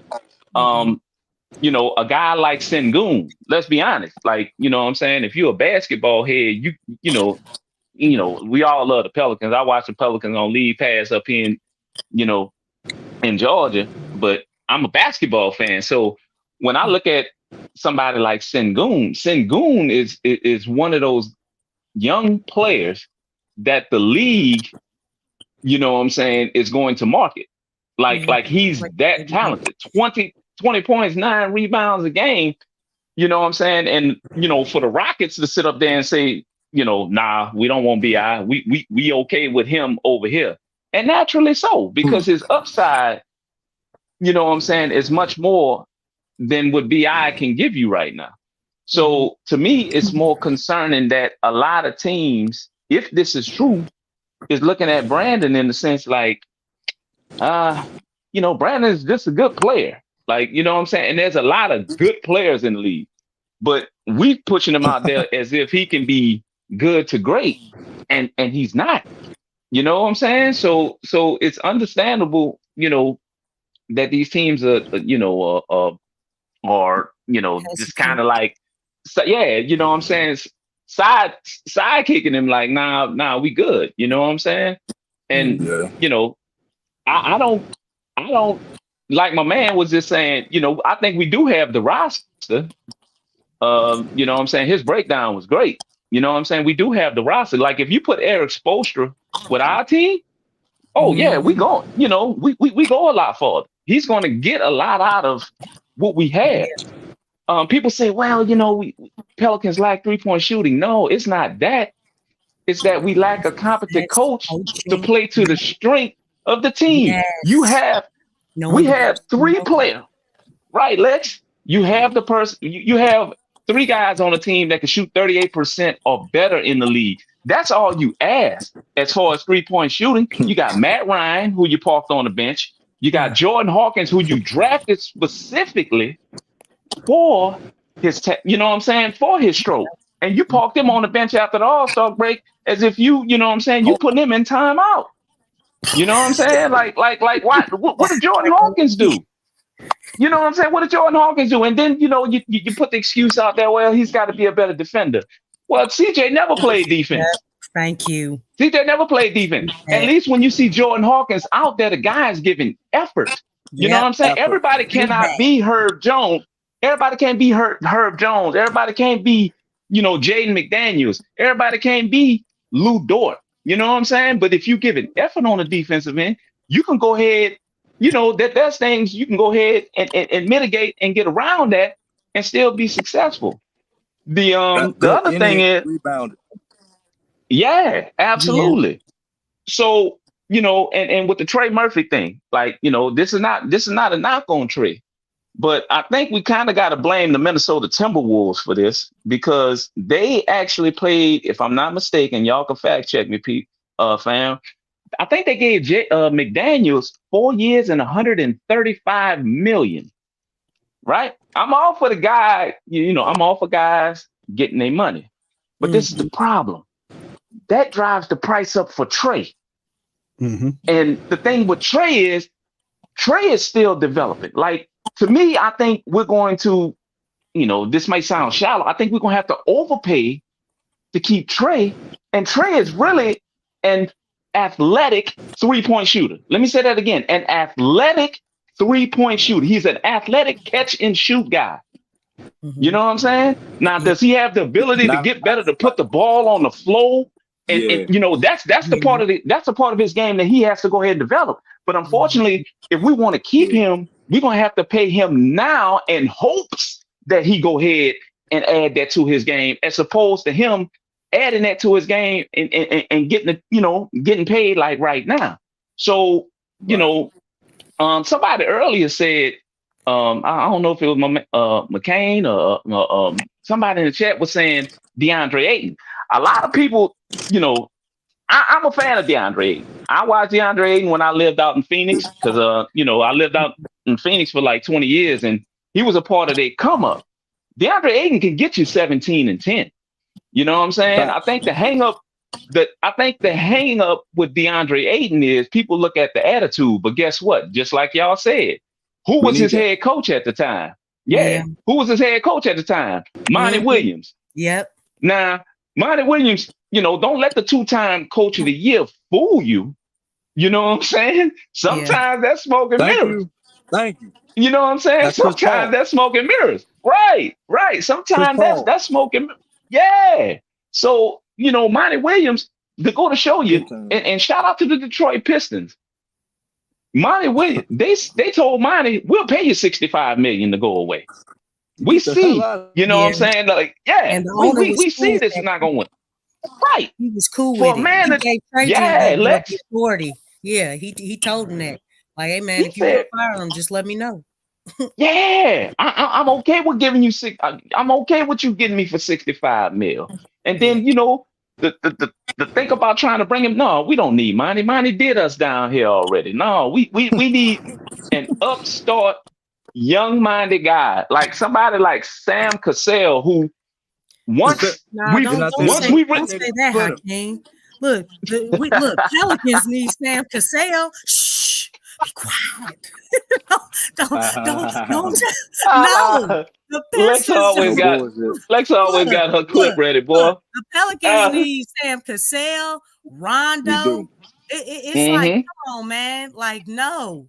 And look, Yeah. he's been around for how many years? He's been an assistant coach for like 15 years. Something like that. It's longer than a little longer than that. It's been a while. Maybe longer than that. Yeah, it's been a Okay, long well, It's been time. 11 years. Staff But it's Patel been- been around for 11 years. We don't Wow. need nobody else get no ideas to get Sam. Like Pelicans need Sam. We are in our. You're right. We're in our own right. We're in our own way, and unfortunately, I mean, I love my guys, I love my team, but it's like it seems like when important pieces leave us, they go to other organizations and have success. Yes. Mike Malone has won a championship with the Denver Nuggets. Yep. He was one time on the Pelican staff. Finch. Drew Holiday left and got 2 rings. Anthony Davis left and got 1 ring. You know what I'm saying? And Chris Finch had his team in the NBA Finals. Yes, talk about what is it? Organization got to look at these things and say, what the fuck are we doing? NAW was up in there too. Right. Yeah, I forgot. Nas on the team as well. You know, and he's thriving. I mean, you know, I think he's going to be a bench player for, basically, somebody that can always help a team off the bench. But hey, he's carved out a role, which is important. Yep. You know what I'm saying? But it just start from the top. As far as our needs, of course, we need a point guard, but unfortunately, I don't think we're going to get Trey because I don't think the Hawks view us like we view the 76ers. You know what I'm saying? We got them grocery bags in the cupboard already. We don't need nothing. Yeah, like y'all ain't got nothing we want. You know what I'm saying? So it's just I think everybody's looking at the Pelicans like that. Yeah. Because now, the Pelicans are not in a selling position. They're in a buying position because Griff has been making phone calls to everybody else. Nobody is calling the Pelicans. You're right. Now, what y'all think of this, though? I'm gonna call you right back, brother. Yes, I'm gonna call you right back. Yeah, I'm gonna call you right back. What do you guys think of this? It's crazy as it sounds, and Griff is to be at fault here. I think he's drafted some guys I think that can help us, but we haven't developed them. You know what I'm saying? Like Jordan Hawkins. Do a horrible job of developing. Of team development. You know what I'm saying? This is not to go ahead and advocate for Griff because I think he messed up a lot. I mean, he got those, he got a war chest full of doggone draft picks, you know what I'm saying? And he keep them like old batteries up in a jar. You know what I'm saying? By the day. Yeah, you know what I'm saying? When you finally pull them out, they ain't gonna work because the life expectancy done ran out on. Yeah. Both of them, both the Bucks and the Lakers are aggressively trying to win. Yes. They're not sitting back. And that's the thing he doesn't understand. Like, dude, why are you sitting on these picks? Use them. Because and look, Bucks went and got Dame. You know what I'm saying? Look, the Lakers, they got rid of Russ. You know what I'm saying? Like, dude, they kept moving. Yeah. And while you were watching them move, those picks were just appreciated, man. I mean, exactly. And that's what it's doing. And check this out. Go ahead. Yeah, check this out, Les. You know what I'm saying? Sam Presti, who I feel is like the best GM in the league. Oh yeah, his team, they done basically lapped us. Yeah. The Oklahoma City Thunder 2 years ago had only won 30 games. Last week. Yep. And he's got like I think 22 first round picks up until like the year 2030. And this team got first place in the West. We need that kind of leadership. 2022, bro. He just picked up 2 more. They traded Josh. Oh, okay then. All right. Well, there you go. There it is. 20. Where they got 20. But I know he ain't gonna let his picks depreciate like that. Nah, he's you know not. What I'm saying? I mean, he's going to use his team right now. Yes. And man. And they got Alex Caruso. 3-and-D guy. Yep. A glue guy. You know what I'm saying? With a young team. Second all defensive team this year. Yep. Sure it is. You know what I'm saying? Yeah, Trajan Langdon is not making the same mistake as Griff did. Trajan Langdon is not going to keep Monty Williams if Monty Williams not his guy. So Trajan Langdon was looking at the situation like, I'm not doing what Griff did. I'm getting my whole coach. I'm starting from scratch. He's not going to make the same mistakes Griff did, looking at Griff when he was under him. But this all starts from the top, man. This all starts from Ms. Benson. She needs a backbone. She needs to get a president who knows basketball and who knows football in the Saints organization. She needs to get presidents who have football knowledge, then work their way down to get knowledgeable people. She needs to cut off the heads of the two snakes. I know we talking about the Pelicans, but Loomis is another snake. Griff is another snake. She needs to cut the heads off those two snakes to get the right people. Because we just wasting time. We're not going nowhere. Right. Unfortunately. What's up, family? I forgot to speak to y'all. What's up, family? What's up, Mo? How you doing? How you doing? How you doing? But unfortunately, from what I read, Dennis Lexxah and Mickey are written into because she doesn't have any heirs. I think Lexxah and Mickey are written into the will. So they would have to recuse themselves of the position. And we know that they're not going to fire themselves because they give each other extension. They give, they write themselves their own extensions and stuff like that and still don't tell nobody nothing. So I think we, in this situation, I think, bro, we just in a bad situation. All of us can see that we need basketball people for the Pels and football people for the Saints. But unfortunately, this lady is, she's 76 years old. She doesn't, she just doesn't have the acumen or the knowledge of each sport that she owns to understand, how to go ahead and make her product better. She's just okay with writing the checks and collecting the money. And unfortunately, this is what, You mentioned another option before. Why not get an independent counsel to keep Loomis and Griffin check? She needs a third party or somebody with that total who could watch her back. See what I'm saying? She can't have Griff and Loomis just doing what they want and just making all these mistakes with no repercussions. Yeah. Absolutely. I agree with that whole. Yeah. But I don't think they want to challenge themselves. I think they want to be in power, and they're okay with just getting a nice check. They literally would have to come together and say, you know what, let's recuse ourselves. We tired of these people complaining. You know what I'm saying? We until the Pelicans and the Saints start losing money at a rapid rate.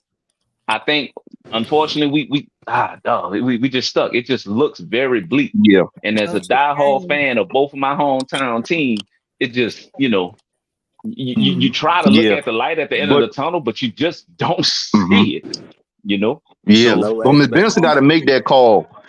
Right. She got to make that call and have like a report card of what Griff did over 5 years and what Loomis been doing all these years. She got to have the report card because Tone Benson, say what you want, he was striving each year to try to get a championship for the Saints. He finally got one, but he kept striving to get one. Then and I think during the Hazard years, he criticized the team of being like poorly and playing like a high school team. He said that out of his mouth. So I wonder if Ms. Benson recognized how poorly her two organizations are doing right now. That's the question that she gotta figure out and think in her head.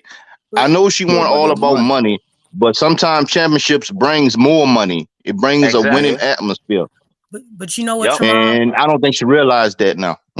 One thing is that, it's that corporate mentality, because what they're looking at and what Griff is selling is the win percentages of each year. Yeah. Right. Win percentages of each year and during regular season has gone up. But the thing is that's analytical. That's what's on paper. That looks good. That's what they were talking about, even in this interview, this exit interview of Griff. That's one thing that he was really pushing. But nobody's talking about the fact that, okay, every single year of Willie Green's tenure, they've been a borderline playing team. Two of those times you got to the playoffs through the play-in. And then you didn't get out the first round. Exactly. Yep. Okay, so Back, in those playoff runs, you only got 2 wins. 2. Literally. That's it. And the Literally. thing is, it's not solidified in regular season. That regular season is where you build winning habits. Because when you look at the Celtics, look what they did. Look at they played every night consistently. They did have bad nights, but even their bad nights were still pretty solid. They had the most still have a wins chance to in win. the NBA. And they practice those winning habits night after night after night. Guess what? Those habits translated in the playoffs, because in the playoffs is where you get your credentials, it's where you build your legacy, where you get your respect. That's where you get all that, your notoriety, all that stuff. No, it's not in regular season. Which one would you rather have? Regular season MVP or finals MVP? Definitely finals. And when you look at it, Lex, Joe Mazzulla's only 35 years old. Yeah. And he's already won a championship. Did he inherit the talent? Absolutely. But it also says something to his coaching ability by him being able to reel those guys in and go ahead and make them play as a unit, and they wind up accomplishing the goal. Get this though.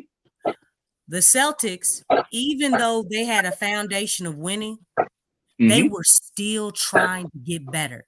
They went out and got Porzingis. They went out and traded for Drew Holiday. They were already winning. They already had that foundation, and they went and got more pieces. That just goes to show, even if you have a winning foundation, you're not trying. You don't get complacent at all. We still trying to win. We trying to do better. And it's like, if a winning team is doing that, a winning team, then the Pelicans should be doing something. The Pelicans should be sitting on their thumbs, twiddling their thumbs, and like, but you know why, Lex? We good. We good with 49 wins. No. Because Boston was already a winning team, and they were already they were still making changes, still trying to get better, still trying to polish up and better get better players for the positions. Because Boston had that pressure. If they win, if they didn't win the finals, it was going to be pressure on Jason Tatum and Jaylen Brown. They had the pressure of trying to win this championship, because if they didn't win it, they was going to talk about breaking them up. The Boston Celtics are failures and stuff like that. That's that added pressure that you need sometimes to get you over the hump. Griffith doesn't have that pressure. He doesn't have nobody over the top. Like trying to make sure like he do the right moves and threaten his job. Willie doesn't have that pressure. He had the contract since last year. He wasn't coaching under pressure. He was coaching of a lackadaisical, lazy attitude. We don't even know the details of it. Griff don't have that pressure. Nope. Until Griff get that pressure, he's not going to do everything that's right to improve the team to the best of his capability. He doesn't have the pressure. He needs pressure to know, like your job is on the line. He don't feel his job is on the line. That's what I'm saying. He can do what he want to do. He got that mentality like he knows more than everybody in the organization. Nobody can tell him nothing and stuff like that. He doesn't have nobody over him that have just as much as knowledge to say, no, this is not the right way to go. He believes he's the best one in the Pelicans organization, who's the smartest genius basketball mind. That's the way Mickey thinking on the Saints side. Same way. Making $6 million a year. One of the top 3 highest paid GMs in all of the sport. And unfortunately, the 49 wins, the 49 wins kind of was like duct tape on a pipe that was already leaking. You know what I'm saying? So just like y'all said, that's going to kind of mask really what the problem is. Oh, well, we won 49, but we could have won 57. Right. We could have won 57. So the team is getting better. See, they don't. They just don't read in between all of that. They just look at, what's on the surface. Hey, we got 49. You know what I'm saying? And, we won 49, but the damn Timberwolves made it to the NBA Finals, and they didn't even have a coach or a team 2 years ago. It's crazy, man. Yeah. I mean, OKC didn't even make the playoffs last season, and they were the #1 seed in the West. Because they did the right things, Les. They did the right things. They didn't make all the mistakes like you were saying last stream. They didn't make all these mistakes as Griff did. The Timberwolves knew who the coach was. They had a plan in place and they executed. Same for OKC. They got their coach. They had a plan for what they was going to do. Griff stumbled around. He kept a coach that he wasn't supposed to keep. Like BQ said, he kept Gentry, knowing that he supposed to fire Gentry and start over with his own coach. Then he made a mistake, as what y'all said last stream. He got Van Gundy, who's been out from coaching a while. He wasn't sharp as he needed to be. That was a mistake. He got a cheap coach. We had to get a cheap coach because he was paying those other two coaches, and he had Willie Green merged with his staff. I'm talking about Griff's staff. And they just meshed it together, and it was a big pile of mess from the beginning. It wasn't cohesive. It wasn't planned. It was a pile of mashup that they hoped was going to work, and it didn't work. It just blowing up in their face right now. It was solely financial because he was being cheap. He couldn't afford. They were back paying. Yeah. So that's why he's been cheap this whole time. That's the biggest thing. That's why the Pelicans got Willie, because he was cheap. And one of two teams to never have ever gone into the luxury tax. So that should tell you something. I mean, yeah, we know that, it's not a quote unquote free agent destination, but you know what? Winning brings players. Hey. Guys will go and play in Siberia if they know they can win a ring. You know what I'm saying? So, hey man, look, there's a lot of small market teams that are making big moves. OKC, T-Wolves, the Memphis Grizzlies, the Spurs. These are all the Bucks. These are Dallas. Dallas got two pieces and brought them to the finals. Dallas just acquired two pieces and brought them to the finals. It's the mentality, man. It's the mentality. The thing is, just because you're a small market team doesn't mean that you have to make small market moves. Exactly, Lex. That's what I'm saying. That's what I'm saying. Yeah, man. I mean, these other teams are doing it. Yep. All these other teams and successful. The rebuild for the OKC and T-Wolves happened the same time as the Pelicans. Yep. And they laughed us. And look where the Pelicans are. Yep. They laughed us.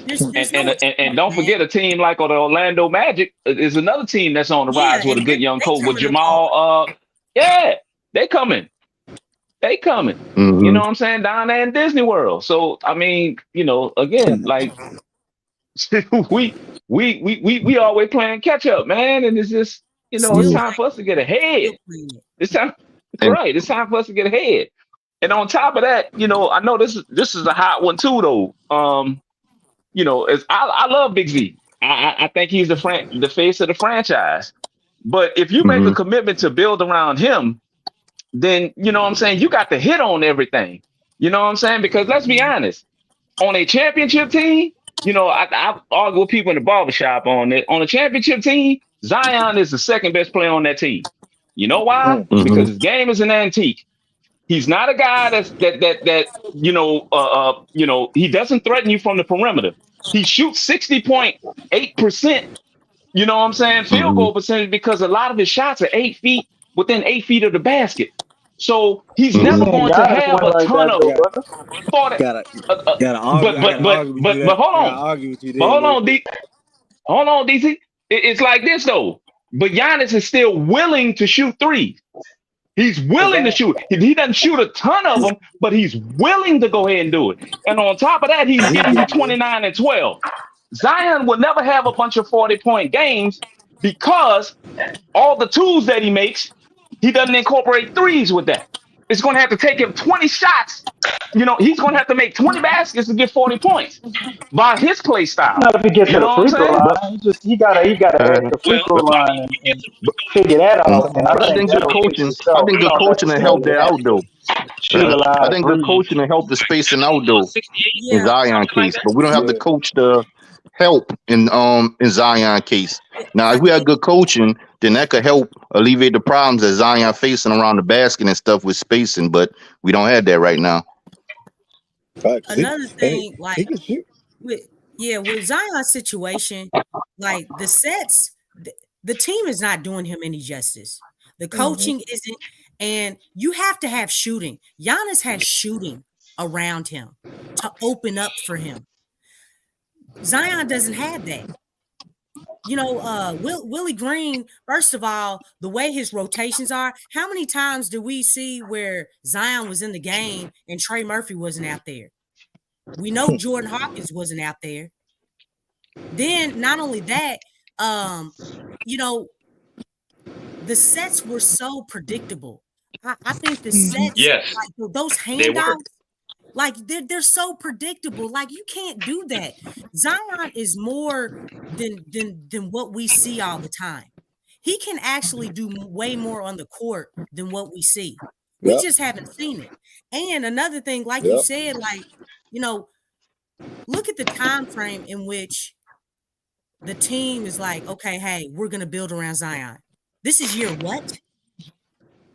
Like you should have been done started that. Let me tell you something.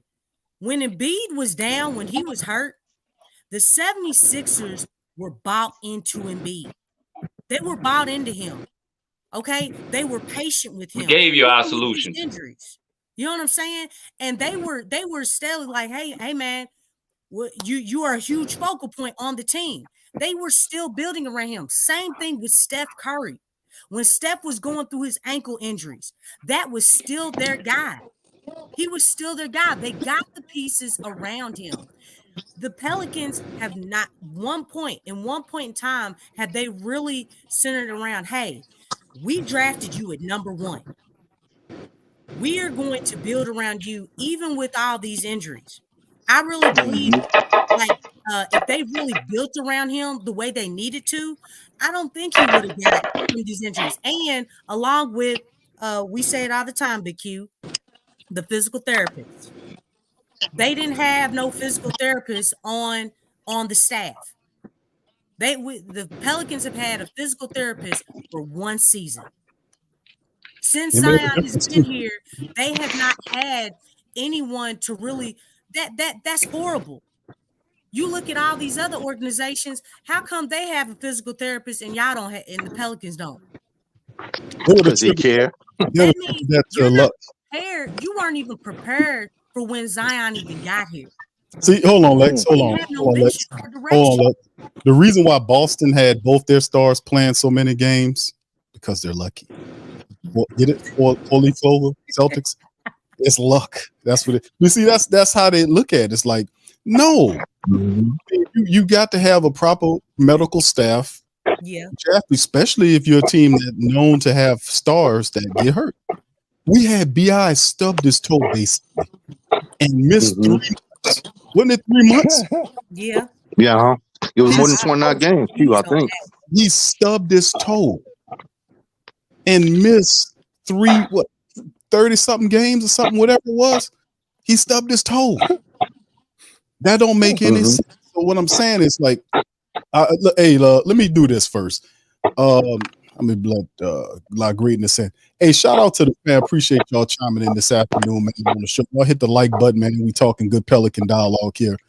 For the family members, y'all hit the like button. We multi-casting across several platforms. If you're listening on X, hit the retweet button, the ReX button, whatever the hell you call it over there. Hit a like button if you're on YouTube. If you're not a subscriber, come on over and subscribe. Let me give a few shots out to the chat. Big ups to everybody, man, that's in this thing. DC just jumped in. I seen DC jumped in. La Greatness joined us. I appreciate the panel. Let's kind of switch to, and I know y'all been sprinkling game about the solutions, but let's kind of go let's troubleshoot here. Let's do a little troubleshooting. Well, they got a little tidbit of news, as you would say, Q. It's been, I don't know how true it is. I didn't only seen one little write-up about it. But the Pelicans apparently have reached out to the Charlotte Hornets about acquiring LaMelo Ball. Yeah, I talked about that earlier in the show. You see, yeah. Oh, okay, I wasn't here. Yeah, I meant it was it was some news, man, that leaked out there. I couldn't confirm or deny it, but it was just something that I consider part of if we could solve his injury issues, you know, we have to get another physical therapist. Right. We'd have to have at least two. I do think LaMelo Ball will be a very, very, very good get. Just the injury thing, man, his durability issues. And then would you look at Alonzo Ball reunion if we weren't able to get LaMelo Ball? Not sure if anybody wants that here, or maybe we do. But with the Ball boys, you know, with one come two. But you got to deal with what's out there, bro. You know what I'm saying? Q, you shaking your head. What if we can't get Trae Young? What is the next best thing? What if Atlanta doesn't want to do a trade with us at all? There's options. What if they don't want to get rid of Clint Capella and they don't draft a center? I mean, SAR's not going to Atlanta. At least that's what people are saying. He hasn't worked out for him. A lot of things are still up in the air, and I think a lot of stuff we're hearing right now is smoke screens and posturings. We don't really know what's true. If everything is true based on what we're hearing, the Pelicans are calling every team around the league trying to get rid of Brandon Ingram, and nobody don't want. I'm sorry, I don't fully believe that. I don't believe so that. You're saying that we might have to downgrade DC? I don't think that's the actual truth, man.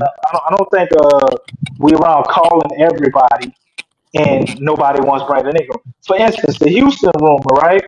I think it's very intriguing to know that Dante Klingham, the guy who could possibly be projected number one or number two or three or whatever, happens to have the same agent as Sengun.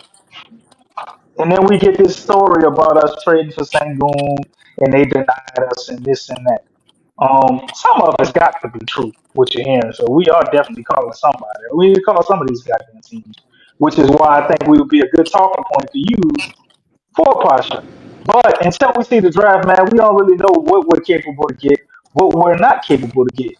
So it's like, if we can't get Trae Young, or let's say Atlanta is off the table for some reason, what are our other options and solutions that we would be cool with instead of we know the Pels they mess up and do not do things right at all. So let's give them some good ideas on what they should do. Maybe they're listening. Maybe they will listen to one of us with an excellent idea. So man, can y'all throw some stuff out here that the Pels should do instead of doing what they may probably do if they don't listen to none of us. See, what's crazy though, DC, bro, is like this. When it comes to trading, most teams, they want to quote unquote win the trade. I think this is one of them things in which the Pelicans might have to take a loss with it and be okay with taking a loss with it. It's not. It has to be more than BI and 3 first-round picks. You know what I'm saying? Like, we might have to go ahead and take a loss as far as all, trying to win. I think the Pelicans are trying to win the trade. You know what I'm saying? Sometimes you ain't gonna be able to win it. Sometimes you might just have to go ahead and take a L to go ahead and win later on. And I think that's what Griff's mindset is. Like, hey, you know what I'm saying? Like, what can we do to get over? You know what I'm saying? To say that we got the better of this trade like we did for the Lakers, which, to be honest with you, now looking at it 4 years later, the Lakers actually won the doggone trade. You know why? Because they got a doggone championship out of it, and we ain't used all the doggone picks that we finessed them out of. You know, see what I'm saying? So, I think that might be the mentality of Griff, unfortunately. You know what I'm saying? He not, he can't see the fall from the trees. So, he's trying to win the trade. We might have to take an L on this one and just go ahead and get what's the word? Like, I got another option. What was that? Do you think the Pelicans are taking I'll say another swing at your boy for the Wizards, Jones? That's Tyrese Jones. I like him as a point guard. I like him. I like him as a point guard. I thought he was afraid. For what though? For Brandon Ingram and for Brandon. Yeah. I mean, we gonna need that's just that, right? just an option. I need A straight up trade, or you throwing fillers into that? No. But they're gonna have to throw something with Brandon Ingram, but wouldn't Jones for the Wizards be an option? Jones I like Ty. He's killer. That's the question. That's just a question I'm throwing out there. Be like a 3-team trade or something. Because it would have to be a third team. Tyus Jones. Shoot, if Gafford was there, I'd take both of them. But Gafford's gone to Dallas. Yeah. I'm still trying to figure out how Dallas got Gafford. Maybe Denny. I know Denny after improving. Oh yeah, he gave us 43. I was at that game. That was day after Mardi Gras. He gave us 43. Yeah, he on the rise. Yeah. He on the rise. But I don't think the sample size is big enough for him. I don't think the sample size what will we play Abdia? big enough for you gonna put him at point? You gonna put Trey back on the bench? What Abdia gonna put? Yeah, like if you don't, because they plan to play the same position, so I don't know where he will fit. You know what I'm saying? So, but as a 3 or 4, I think he's 6'8", 6'9". But I was at that game. Small ball, you know what? small ball lineup with that. If Tyus Jones was here, though, do you really think Willie's gonna play CJ over him in the starting lineup? Yeah, we talking Willie here. Exactly. I just want CJ to go to the bench. That's all I want him to do. But the money, I know. Getting a Tyus Jones, I agree. Going to sit CJ on the bench. No, I think the problem with CJ, you have to, right? Because I think we would need to have to get a more established point guard for Willie to sit CJ down until they can trade him at the deadline. I got 33 million reasons why that ain't gonna happen. You're right. That's where I was gonna go. Yeah, right. Exactly. So the thing is, it's like Tyus Jones is, I mean, he's solid, but I mean, plus he's small. How tall is he? Needle, Maybe 6 feet. 6 feet, 6'1" Lex. Yeah. He's a small. We need somebody a little bit. Yeah, he's somebody we add. He's somebody more established than somebody a little bit bigger. He's somebody we go get. We can really get him for like some second round picks and stuff like that. Because I tell you what, if somebody else trading for him, that's what they get him for. Well, I mean, they're showing it. So I mean, they're showing him as a free agent. He's coming off the bench. We don't have second round picks, brother. We traded all of them to get rid of Devontae Brown. Right. Yeah. We ain't got no second round picks. Let me say this about the CJ thing. The CJ McCollum thing, him starting. I mean, if you were able to obtain a point guard that set the table, you would have to put CJ. You're not gonna have that guy there and then CJ McCollum starting at 2 and Herb Jones on the bench. Are we talking theoretically or realistically? Yeah, no, you're right. I'm saying it's just that he makes so much money. Well, it doesn't matter if he's got to be a star player to bench CJ. Yeah, man. Like Trae Young and all of that. It don't have to be no star player. If you bring a free agent here and he does something nobody else do, like set the table. You are talking like we have excellent coaching, bro. Like that don't matter. You thinking like that don't matter. That's what makes sense. That's what you're supposed to do. We don't do that. Right, that's what man. to do, but Man, we watched Eric Bledsoe play point guard over Lonzo Ball, bro. I can't buy it, bro. Bro, we can't talk at the same time. CJ, it don't matter if CJ McCollum started, man. He's still gonna play starter minutes. What you talking about? So if he comes off the bench, if they bring in a point guard, it matters that motherfucker. I guarantee you do. This ain't the Jamaican farm. This the Pelican Postgame Report. We here, okay? Now listen, all I'm saying is CJ McCollum is going to play starter minutes. If he doesn't start, it doesn't matter. He's going to play starter minutes, man. But I'm saying that if you bring a guy into the team that's a point guard, you're going to have to play him at the point guard position. He don't have to be a star. You got to put him there. And yeah, I'm talking about Willie. And listen, contrary to opinion, I do think Willie Green will improve because of pressure. He has to improve. He has to improve because the team that he'll have this upcoming year is not the same. It's not going to be the same team. He's not going to have a lot of these same guys he's going to lean on. So I'm saying, you bring other guys in here. Willie Green got to play him, bro. I know y'all don't have and I understand the stuff about. You got to I agree with that. DQ. Yeah. Now go ahead, DC. You finished drinking your red stripe. Wake up, Big Q. I was talking to Wake up, Big somebody, Q. bro. More important than you. DC. Damn, DC. And I Damn, was see DC. myself.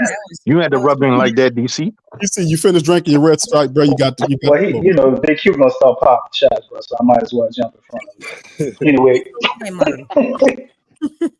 I think that's an excellent idea, Q. I just don't see the money doesn't line up. Yeah. I like Tyrese Jones.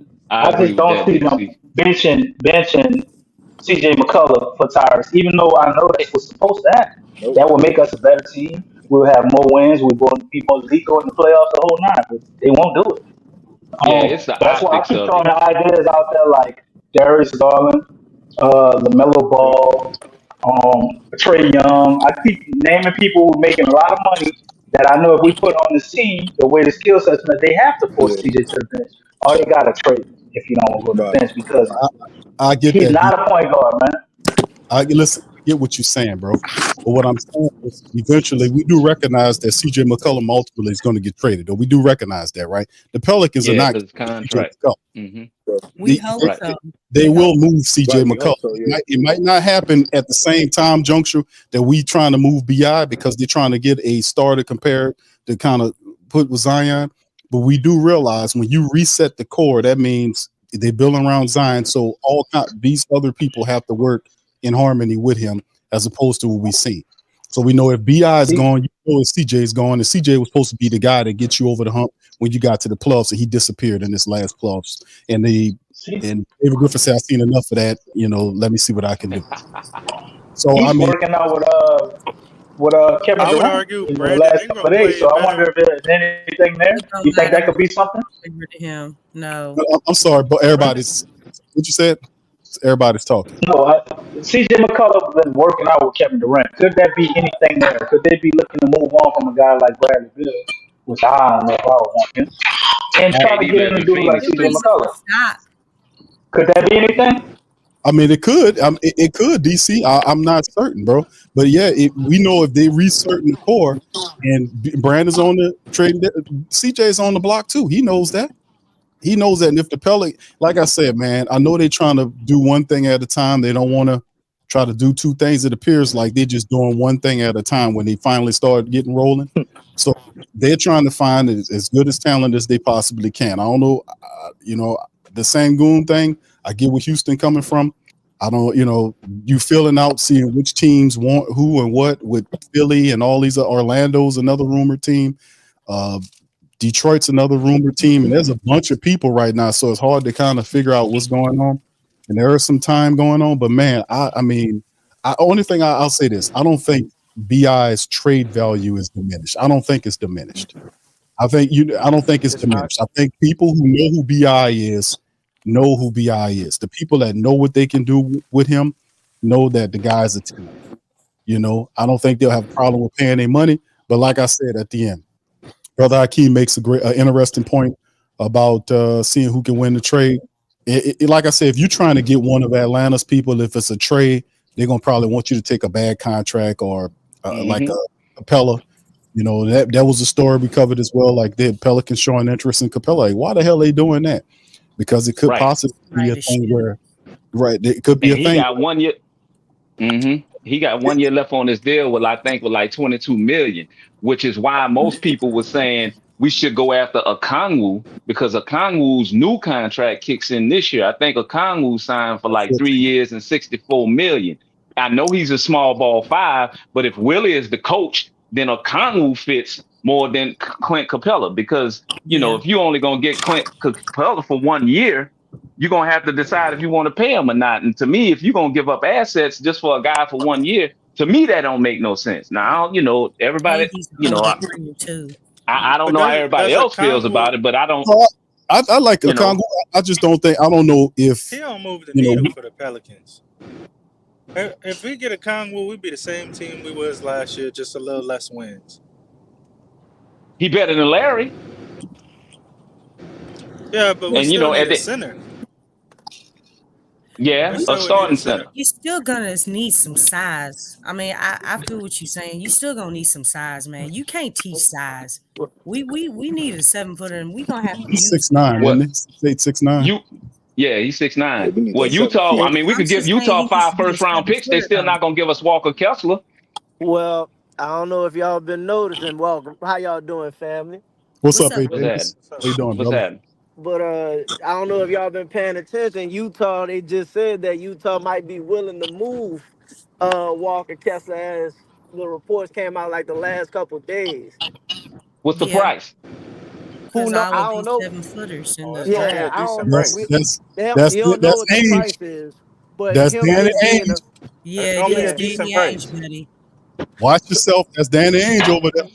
Yeah, Two I first love at him. least. This Danny Ainge. I At love least him. two Danny first. Ainge is mean when it comes to I love Walker Kessler, especially on the defensive end. He can anchor your defense. So this how I Can't. think, bro. If y'all remember when we spoke about this, when I spoke last time, I told you Utah might be the option of where we need to go to consider moving Bi. So Yeah, think We need about definitely. we need Lowry though. Nah, you don't want to do that. You do not why. want to do that. You do not want to put Bi on side of Laurie Market and in the West, because all they're gonna have to do is get a point guard, and I do not doubt Danny Ainge getting that done. Well, They what got a so good how young point yeah, guard. you got when I plenty of think doubt about as far as when getting So a it's I gonna point give think him guard. about trouble, right? building, I think you build for your team and you make yourself as good as possible, and then I fight you when I Okay. have to. So Okay. my thought about it is say, and you know Danny trying to make room for his players to play. You got Keontae George, he trying to play. So he trying to get Yeah, off of Sexton. good young point guard. Mm-hmm. Yeah, so he Yep. trying to get off of Sexton. If he's willing to get Kessler out of there, Danny still want tradable pieces. And he said he needs Hmm. something to put next to Laurie this year. He said this year I'm kind of wanting to go in. Okay. So if you could do a BI Nance and let's say 21 for Kessler, he trying to get off of Collins too, because nobody like the Kessler Collins is money. not that important for a Bi, a one, and Larry Nance. Absolutely not. No, no, what Now you you said mean? and Sexton. No, it's Sexton. No, And so Colin Um, no, Sexton. I'm Yeah. saying Kessler. let's say I'm Kessler and Sexton. Yeah. you go for Mm, Kessler, Sexton, nope, I wouldn't do it. Kessler, Sexton, Kyle, and for You broke Bi up. Nance, and you possibly could swap 21. Say That's that not again. bad. You broke up. Yo, your Oh, mic one more breaking up. time. Yeah, because Uh, you He had said broke up. he, uh, he said so y'all Kessler, can hear me. Collins, I can So hear my and you. Yeah, yeah, Kessler. So this yeah. my thinking. Kessler, Collins, Sexton, 10, number 10 Oh, for Colin, B. Jaron Collins. Okay, go ahead. Uh-huh. All right. Yeah, John Mm-hmm. Collins, the John big. Collins. number Yeah, 10 pick. Yeah, I don't know about Kessler, John Collins. He sucked, bro. Kessler, Collins, he does. Sexton, number 10, Yeah. P.I. Nance, and if you keep 21, cool. But this is my logic behind it. So you got your big with Kessler, you got your 5 with Yep. Collins, and you got Sexton to where if you need to move, you can still start CJ, but if you need to play somebody off your bench or point, Sexton could be your point off the bench, and you got your 7-footer. And Collins, if you need to move, you got players that you can Stretch package five. and move, right? So now you got Collins Yeah. 20 mil, you got CJ 30. That's 50 mil you could either create in space or you could trade. At 10, if you want another guard, you could take Dillingham, Topic might fall. So now you kind of resetting your team. So you could start. So hypothetically, this is what your roster could look like. You could start to start the season. CJ, Z, Trey, Herb, Collins, or Kessler, whoever you like.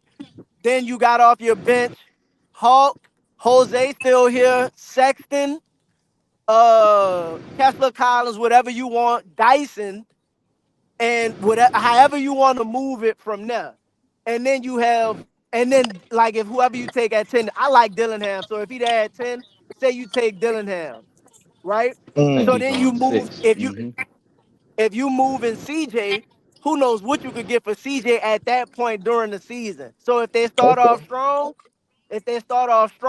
cool, right? But if not, now you have multiple salaries that you could move to get an actual player that can help you. Because the problem we have right now is we don't have many salaries that fit. You would have Collins 20 mil, you would have CJ 30, you would have Sexton's. I think he's getting like somewhere around 16, 20, something like that.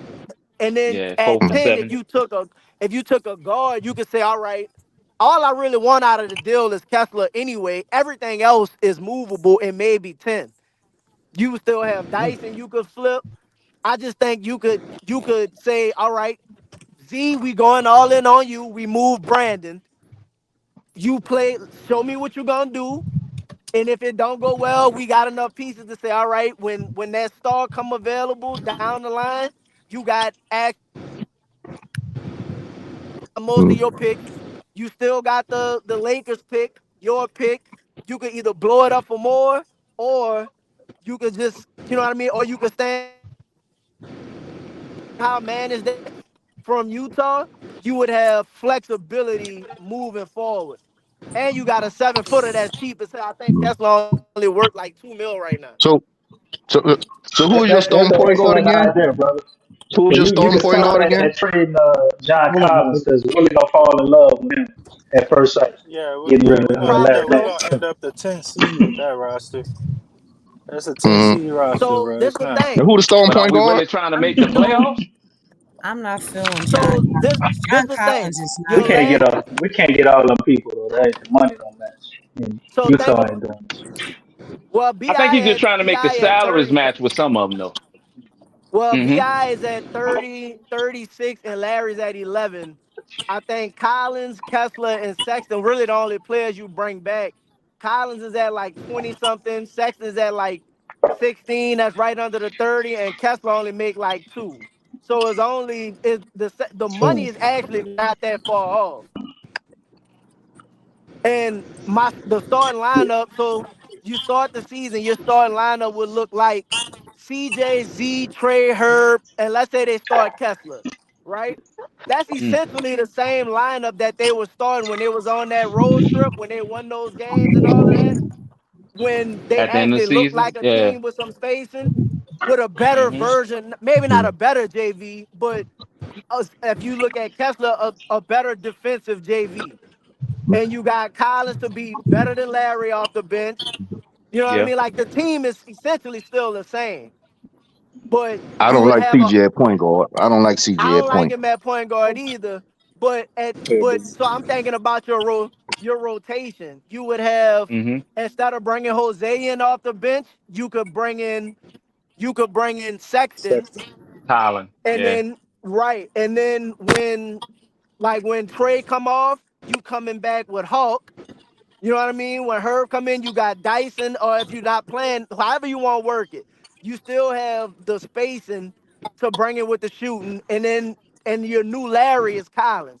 So technically, you upgraded your 5, and you have a better second string point guard than Jose or Dyson that plays defense, can create, can score. Honestly, that team is probably better than the team we have now. Yeah, yeah, And Yeah. you I think still it's, Yeah. I think somewhat it's a building Yeah. nice, around I think Z. it's, Yeah. That's not I think it's bad. a nice, Right. cool match. I think I Utah think would it's a want to Mm-hmm. nice, send cool method. more picks your way and probably It's gonna remove be one of the players, man.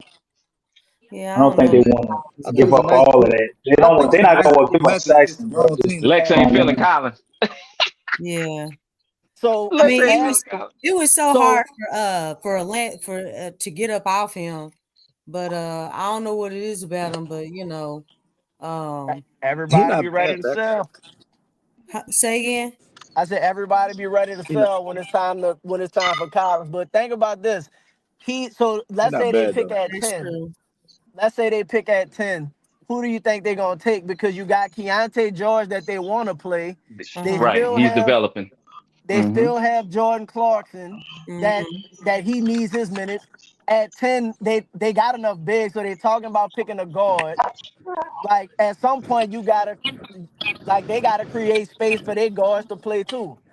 I'd rather So take Markkinen than You could get Collins. Clarkson probably before Saxton. I think they'll probably try to finesse him in the deal. I ain't gonna give us I Mark. just don't think they're willing to give up Saxton that easy, man. That dude was playing amazing over there for them. I Yeah, because agree. don't they need a Yeah. I backup saw him in high point school guard? up here. Mm-hmm. I agree, but that's Because my Jordan's a creative. point guard. That's my creative deal for They ain't flexibility. bad. They It's ain't not bad. I bad. mean, I I like like Nah, the I ain't I bad. like everything It's just but I like the Collins Collins. can't idea. follow through with it. Look, I'll take marketing before I take Collins. If so, What you the we'd have thing to with give up the phone marketing, we for love marketing. marketing, Yeah, I know. and Danny would rape us to get marketing. I'm Right. sorry to say it Yeah, that way. We won't yeah, have a first round pick to yeah. 2035 Because if we he's want definitely him. gonna win the trade if Yeah, that Yeah. happens. yeah, You know. and I feel like if you move Bi for Anybody like would win his the trade. auxiliary They move parts, with you David could at Griffin. least have Danny feel like, all right, look, I put a star next to my star because I'm pretty sure the teams in the West probably that seen Bi a good little bit. Bi didn't have, I mean, he didn't game winner Utah a couple times. You know what I mean? They probably teams in the West probably view Brandon a little better than some of the teams in the East. I would think. I don't I know. got an idea for a small ball five. How about we call Chicago and see if they'll go for a straight up trade Larry Nance for Angel Reese. She averaging 12 and 10. Oh shoot, you a hot mess. Oh Why no. did you say Yes, Chicago and I indeed. was thinking about the I Bulls, thought man? this man was about to talk about Isaiah I'm Stewart because like, they put him on the trade block. He said Angela Reese. Hey man, shoot, Angel yeah. balling, I man. mean, Angel averaging I'm double not double. against I it. mean, I'm her just trade value is higher than Larry's. Mm-hmm. Let me throw I'm another just thought saying. out there at y'all. So another thought. they gonna How build would around y'all her though. Her and Cardosa. feel about D'Lo? No. Oh. Why Next not? question. Coach killer, Too I much wouldn't. money. I fit wouldn't. the system. Not a true point guard. He's too Basically a Right. Well, lower graded version of CJ McCollum. well, I Mm-hmm. think. I think D'Lo. I wouldn't go in all the way on D'Lo like that because I feel like he did. It's just when he goes to those big market teams, bro. But Right. when he When like he was in when he Brooklyn, ain't got all that pressure on him and shit, like Yeah, he in a and different he can state. ball In a different stage. when he can really ball and shit like that, he nice. He nice, bro. Like so, I wouldn't like just go in like LA he's with twice, LeBron. Brooklyn once, Golden State. A lot, And I want Yeah, no he's more been around. overpaid combo guards, man. I'm off that. Yeah. Yeah. yeah, but he not You bad can though, find a bro. He combo can guard play and he can for a lot cheaper, he can bro. pass. He can pass. I think he'd play well. I think he'd play good off his Z. I He can think the pass thing and is everything. when the pressure was on him, that's when he started to play well. You know, and then he obviously got into a rhythm. But it seemed like when that pressure isn't on him, you know, he's seen, especially with this Pelicans team, with this coaching staff, the leadership, all that junk. I don't think this ain't it. Nah, I mean, Pelicans ain't it. he Because when the pressure was he on him, when they were like, hey man, yeah, we about to trade you, what did he start doing? He started playing his butt off. But other than But that, I you mean, it's know, he's really not a streaky. bad sign. He's playing with LeBron too, though. That's a lot of motherfuckers that play with LeBron though. A lot of Yeah, you motherfuckers have that to play with I sacrifice. You mean, LeBron. have to he give didn't up. do nothing before But LeBron. He had one Minnesota, thing you had about the Warriors, you had the Nets. He didn't He was doing impress me like it. that much. It And was either like, one of them, he played but his best with the Nets, maybe. like it was his. I yeah, mean, he did. I his agree style, with that. but I feel like his style of play, like you know, what I'm saying it didn't. Right. It just wasn't. It wasn't needed. It wasn't needed Mm-hmm. in those spots for real. For real. I feel like you know what I'm saying. Like he can.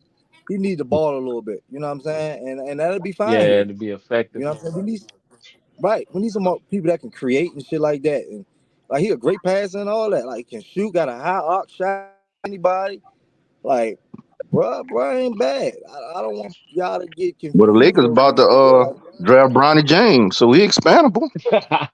The Lakers gonna what? Yeah. draft Bronny. Yeah. Oh, you said Lakers and draft. Mm-hmm. I mean, Oh yeah, for sure. Well, shoot, Bronny ain't I even a think free Portland. agent. I think Portland deal with us though. You know what I'm saying? I don't Yeah. think they'll come off You said Shade and who? Sharp, but Oh, okay. Portland. Portland. I think they'd be willing to get off DeAndre Ayton. Now, if they get off DeAndre Ayton, I don't mind them playing center. But the other parts, we don't. You know, they don't have too much else we need So because they're you not want gonna to get off of bring Shade and Sharp. Are you you sure? want to bring Is that supposed to be DeAndre Ayton to good? Willie Green? Monty Williams Jr. when he couldn't get along with Monty Williams. You think Come that'd on, be a Yeah, man. but good Monty idea? Williams ain't. But Monty Williams ain't on the coaching staff. You know what I'm saying? Yeah. He'll give you We 17 got a and 10 carbon every copy night. of them in Willie, a lesser version. Yes.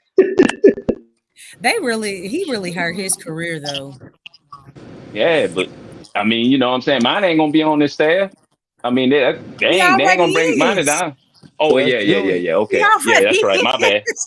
My You bad. think DeAndre Ayton going Y'all for right. the? I'm not Look, calling you out. I'm calling I you up. stand if you listen I to stand Willie, corrected. if you I listen stand to corrected. Willie and the Y'all are way he exactly right. talks, he look.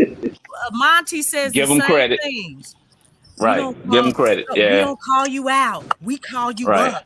That's his face. That's his face. Yeah. That boy gonna have a What about flashback to when he was in Phoenix listening to Willie, man. Dog, I ain't trying to hear that. Just want to get out of here. yeah. It I sounds think Man, Kobe. like I he'll think be calling Kobe me White out. will be a nice little pickup. You know what I'm saying? I don't know if so he's a Kobe. starting level Yeah, point guard, but Kobe White from the Chicago Bulls. I don't know He if he's showed next. They Yeah, ain't major letting improvement. him go. they trying to get off Y'all of think he Zach about to give him the Levine bag? and Lonzo Ball. They trying to get off of Zach Yeah, they're Levine and trying to Lonzo get off Ball, Lonzo so Ball. Yep. they're That's why not they getting rid of got. him. Mm. That's Y'all why think they're they gonna bag got. him Yeah, I'm up? finna get Yeah, my I Kobe. think they're gonna start a rebuild though. Yeah, Kobe. Mm-hmm. Because that was the Yeah, reason behind them getting Josh Giddey because they get a younger guard and plus they gonna try to move Lonzo out, I trying don't to know buy who him gonna out. take Lonzo money. Lonzo ain't played in 2 years. But Yeah, I don't know who's good gonna luck take with his that. place. He might have to They take a would have to bring buyout in with like a him. mini team. Yeah, and he Willie gonna Green get. They might gonna take buy it. him out. They gonna buy him Willie out. He gonna Mm-hmm. gonna take be it. looking for another team. I think that's what's going on in Lonzo. Yeah, Yeah. He because probably he gonna be found able to out how he unite with his works. brother finally. Probably wind up over there Yeah. in Charlotte. yeah. Mm-hmm. If I'm What Charlotte, y- I what sure y'all would do it. I'd have what signed y'all him like think he ain't got nothing to lose. what y'all think it would take for us to get somebody Like, like Scary Terry from the Miami Heat? Y'all think he'll be a good fit? It's the Y'all think Miami he'll be a Heat, bro. good fit? They gonna want Brandon Ingram. Brandon Ingram, we got Trey this Murphy, Herb Jones. come on. That's how they I'm gonna be really talking. not sure. Time, It's yo. Miami. When Yeah, I like This Scary Brandon Terry. shit. The NBA season is over with. Let's go Celtics. Oh wow. Let's go Celtics. What the hell we Okay. got going on here? that's DJ, Where? man. Yeah, what's that? DJ playing live, I think. Yo, thank you Oh, for the super chat, fam. Says Charleston White voice. He says they down won't be high. I can't. Thank you for that, bro. Yo. It's Charleston White voice. There you Yeah, go. mm, man. But yeah, I don't want no Scary Terry. It's the last thing on my mind. we need a Yeah, point guard. I'm Them not numbers ain't sure bad. because I think he would And have. he's a tenacious defender. He give you 2 and 1. You ain't got to go one on, one off Yeah, but with look, CJ we being the trying to offensive guy and yeah, Jose being the defensive guy. He give you both of yeah, them in one. yeah, Yeah, yeah, I man. think he I does like Yeah. him. make. He's a better decision maker and more of a two-way player. He's definitely a defensive player because he He the one played. you're supposed to get besides Graham. Wasn't that the trade you're supposed to get the Rozier over Graham? Wasn't that what it, Yeah, wasn't that was That the would have been mentality? a whole lot better. but that would have been at first, but now, Do gotta anybody get know something what the big. asking price was for LaMelo? I heard DC say something about that earlier. Um, What did was that? Charlotte put out what was the asking price for LaMelo? I thought they were still trying to build around him. DC, what was I would think so too. I think I mean, he's Yeah, that because kind of Miller a guy. new one. who else is Charlotte building around? Brandon Miller. Because Miles Turner was on a one-year contract. Brandon Miller. Yeah, Brandon Miller. Brandon Miller has Oh yeah, emerged I as forgot probably that about guy him. who gonna wind up being a number one. You know, he Yeah, looked really good last Over LaMelo? year. He kind Mm. yeah. I Brandon mean, was looking he was a good. rookie, Brandon man. looked The good. dude was averaging like 18 points or something like that as a rookie. Yeah, Brandon looked I good. wouldn't put a ceiling on him.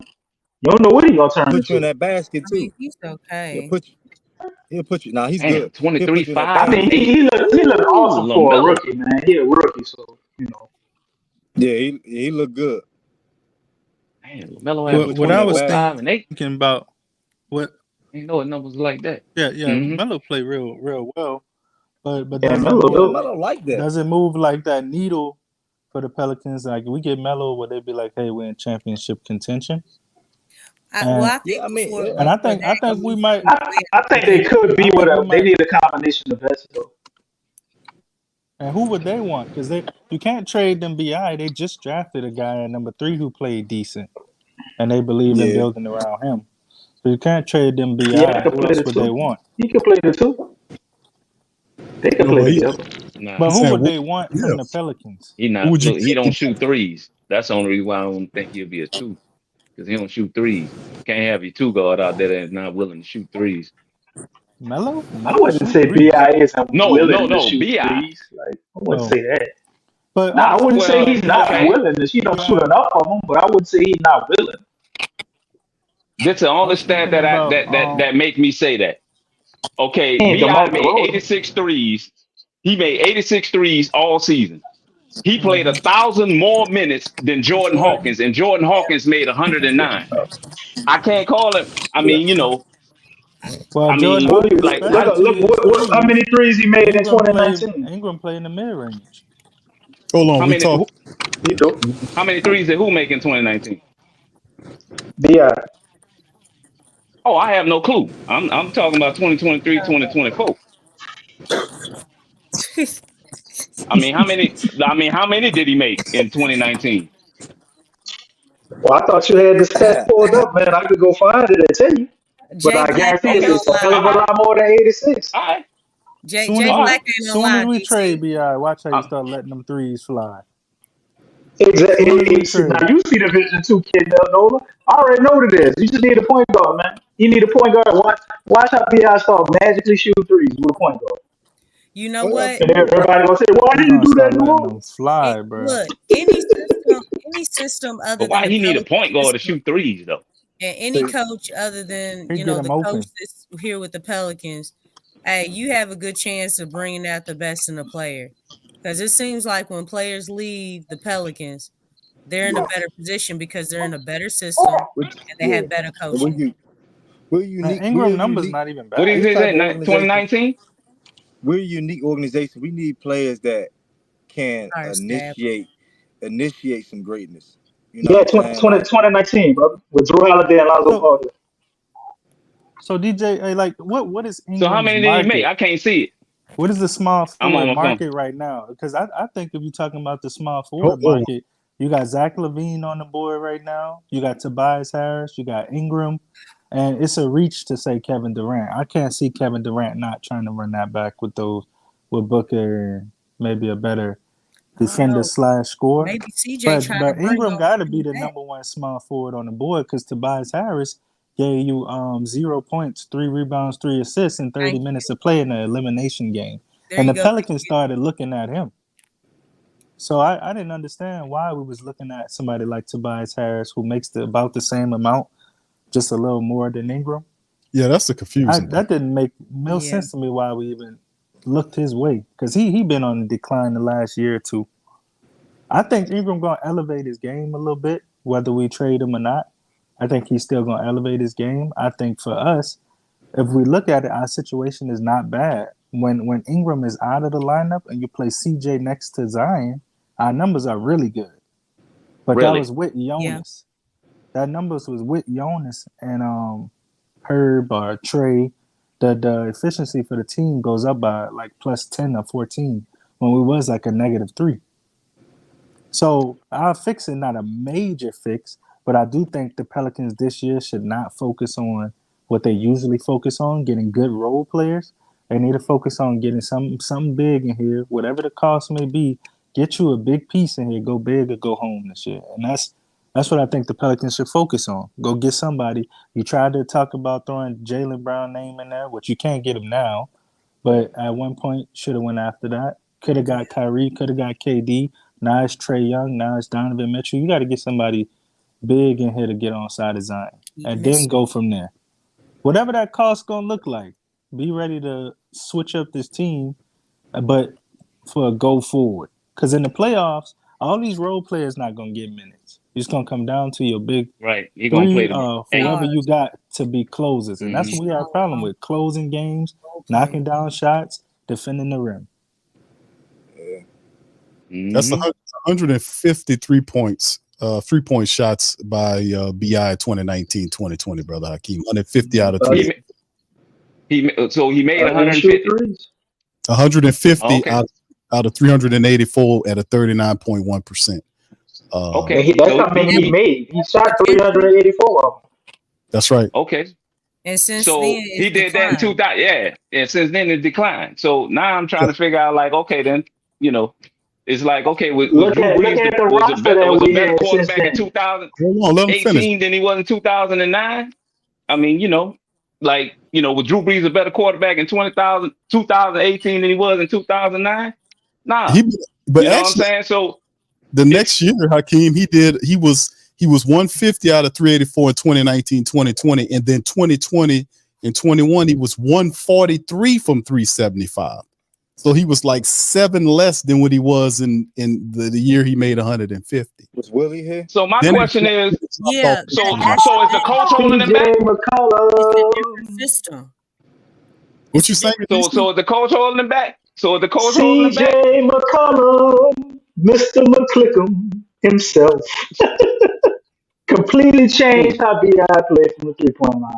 He has an inability to adjust to other players. So if I have a major knock on him, it will be that. I got a question. Would you take? I don't think it's just CJ though, DC. I mean, between 3 coaches, I think it's the system. It's the coaching and Borrego, it's the playing right. Oh, Borrego, I don't know. And Borrego had the offensive system, which that to me, they bought him in because of his offensive prowess. Brandon got mad. Well, I don't know if he got mad, but they sat up there and said that he didn't like the offensive system. So his way of rebelling was not to shoot the doggone threes. But when Borrego coached that one game in Dallas, you saw how you saw how the Florida offense, you know what I'm saying, how it went. So I just don't get, well, I mean, I don't know. I guess they must go hand in hand or whatever. So it was a clash between philosophies. I mean, because obviously having Borrego right there in Willie's grasp, I mean, Willie, I don't think he really used it. And I don't know. It may be a difference between because everybody called it the Borrego offense. Even when the reporters asked him, so that probably irritated him. And I think they basically wasted the man time. He's about to be a head coach for maybe an up and coming young team, whether it's Cleveland or Detroit. They're gonna give him the time to go ahead and build those teams, implement his philosophy. He ain't coming you know what I'm saying? And draft players. Yeah, I don't even think he would. I don't even think he would come back if given the opportunity. Because we waste his time right now. Say again. He's not on the contract. Borrego? I don't know his contract. I don't know his contract detail. That's a good question. I don't know. He could be signed right now. He could be signed somewhere else. Right. So I feel like I mean, if he's still signed with us, I mean, if he don't go nowhere, obviously. Well, contractually, he would have to come back. Yeah, contractually, but unless he want to go. I think he gone, man. Damn. He's running around the whole country. I mean, if anything but coming back to the Pelicans. I mean, anything. You look at how Detroit lining up. That's Langdon up there as the VP, and he worked with him for that year. I mean, and Borrego, he can, he got some skill to him. And Lex, just to kind of jump off that point when he was talking about the Borrego offense, we didn't see it until after that second Dallas game. Yeah, I mean, and that's because Willie was sick. So Willie had a dampering effect on what the offense was doing for real. Because it didn't because we were making shows saying, fam, where is this vaunted Borrego offense? It looked like the same trap crap that we had last year. Until Willie got sick that for that C19 game, and Borrego was the coach. Then you seen it. Do you think they talk about that? How we be talking about that? Like I mean, probably not. I think they do. If you listen to Buku Reedy, they got a few insiders. They say, they say some stuff, that go on behind the scenes. And they said that they, basically discussed it. That's why folks found out that Brandon you know what I'm saying, was kind of rebelling against the offense Yeah, it because, was him the whole you time. know, yeah, it was him. It wasn't, you know, when, you Everybody know, wants they to play told Zion. Borrego's whole playbook up because, you know, they said that Brandon didn't like, you know, the system and the, you know, how it was being run and what he was asked to do and stuff like that. But I mean, you know, So much for I Darius don't know. Garland and Jared Allen. For that shit, man. For that Say it shit, again, man, to look. DC. For that shit to look I nice and say be so high. much for us getting Darius Garland and Jared Allen We didn't for want. BI. You ball that up, throw it away. I mean, who knows though? Who knows? But I don't think I like to. I mean, Brandon even admitted. If y'all listen to his exit interview and his He wanted interview point before guard. that, Right. I mean, he said from the time that he played for FIBA to all his play of this year, he said he's a it was bum. a poor. This is the poorest that he's played as a Pelican. He actually said those words. That came from his mouth. So he knows that he played bad.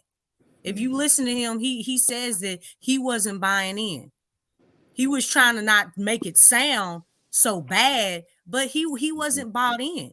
But he Why gone is then. that, He was Lex? He a gone huge then. problem. He Why gone. is that, Lex? Huh? Why is that, Lex? He want to do what he want to do. Yeah, because Yeah. and the thing is, I think it's funny because a lot of people immediately jumped on Zion, you know, and Zion, he did come out and say, you know, I'm having trouble buying in, but you know, Right. I'm gonna play I'm my gonna role. push, I'm gonna try, I'm gonna make an Yep. effort. You heard Yep. those words too. But And he actually did, though. He had actually started compassion or playing anything defense. about when he came out with He that did. stuff. But Brandon, at the end of the season, it all came out. Right. It's like he okay, dude, you don't want to get better. You have Right. to you know, listen and be open to in order to grow. And he wasn't doing that. That's why instead of going up, dude dropped.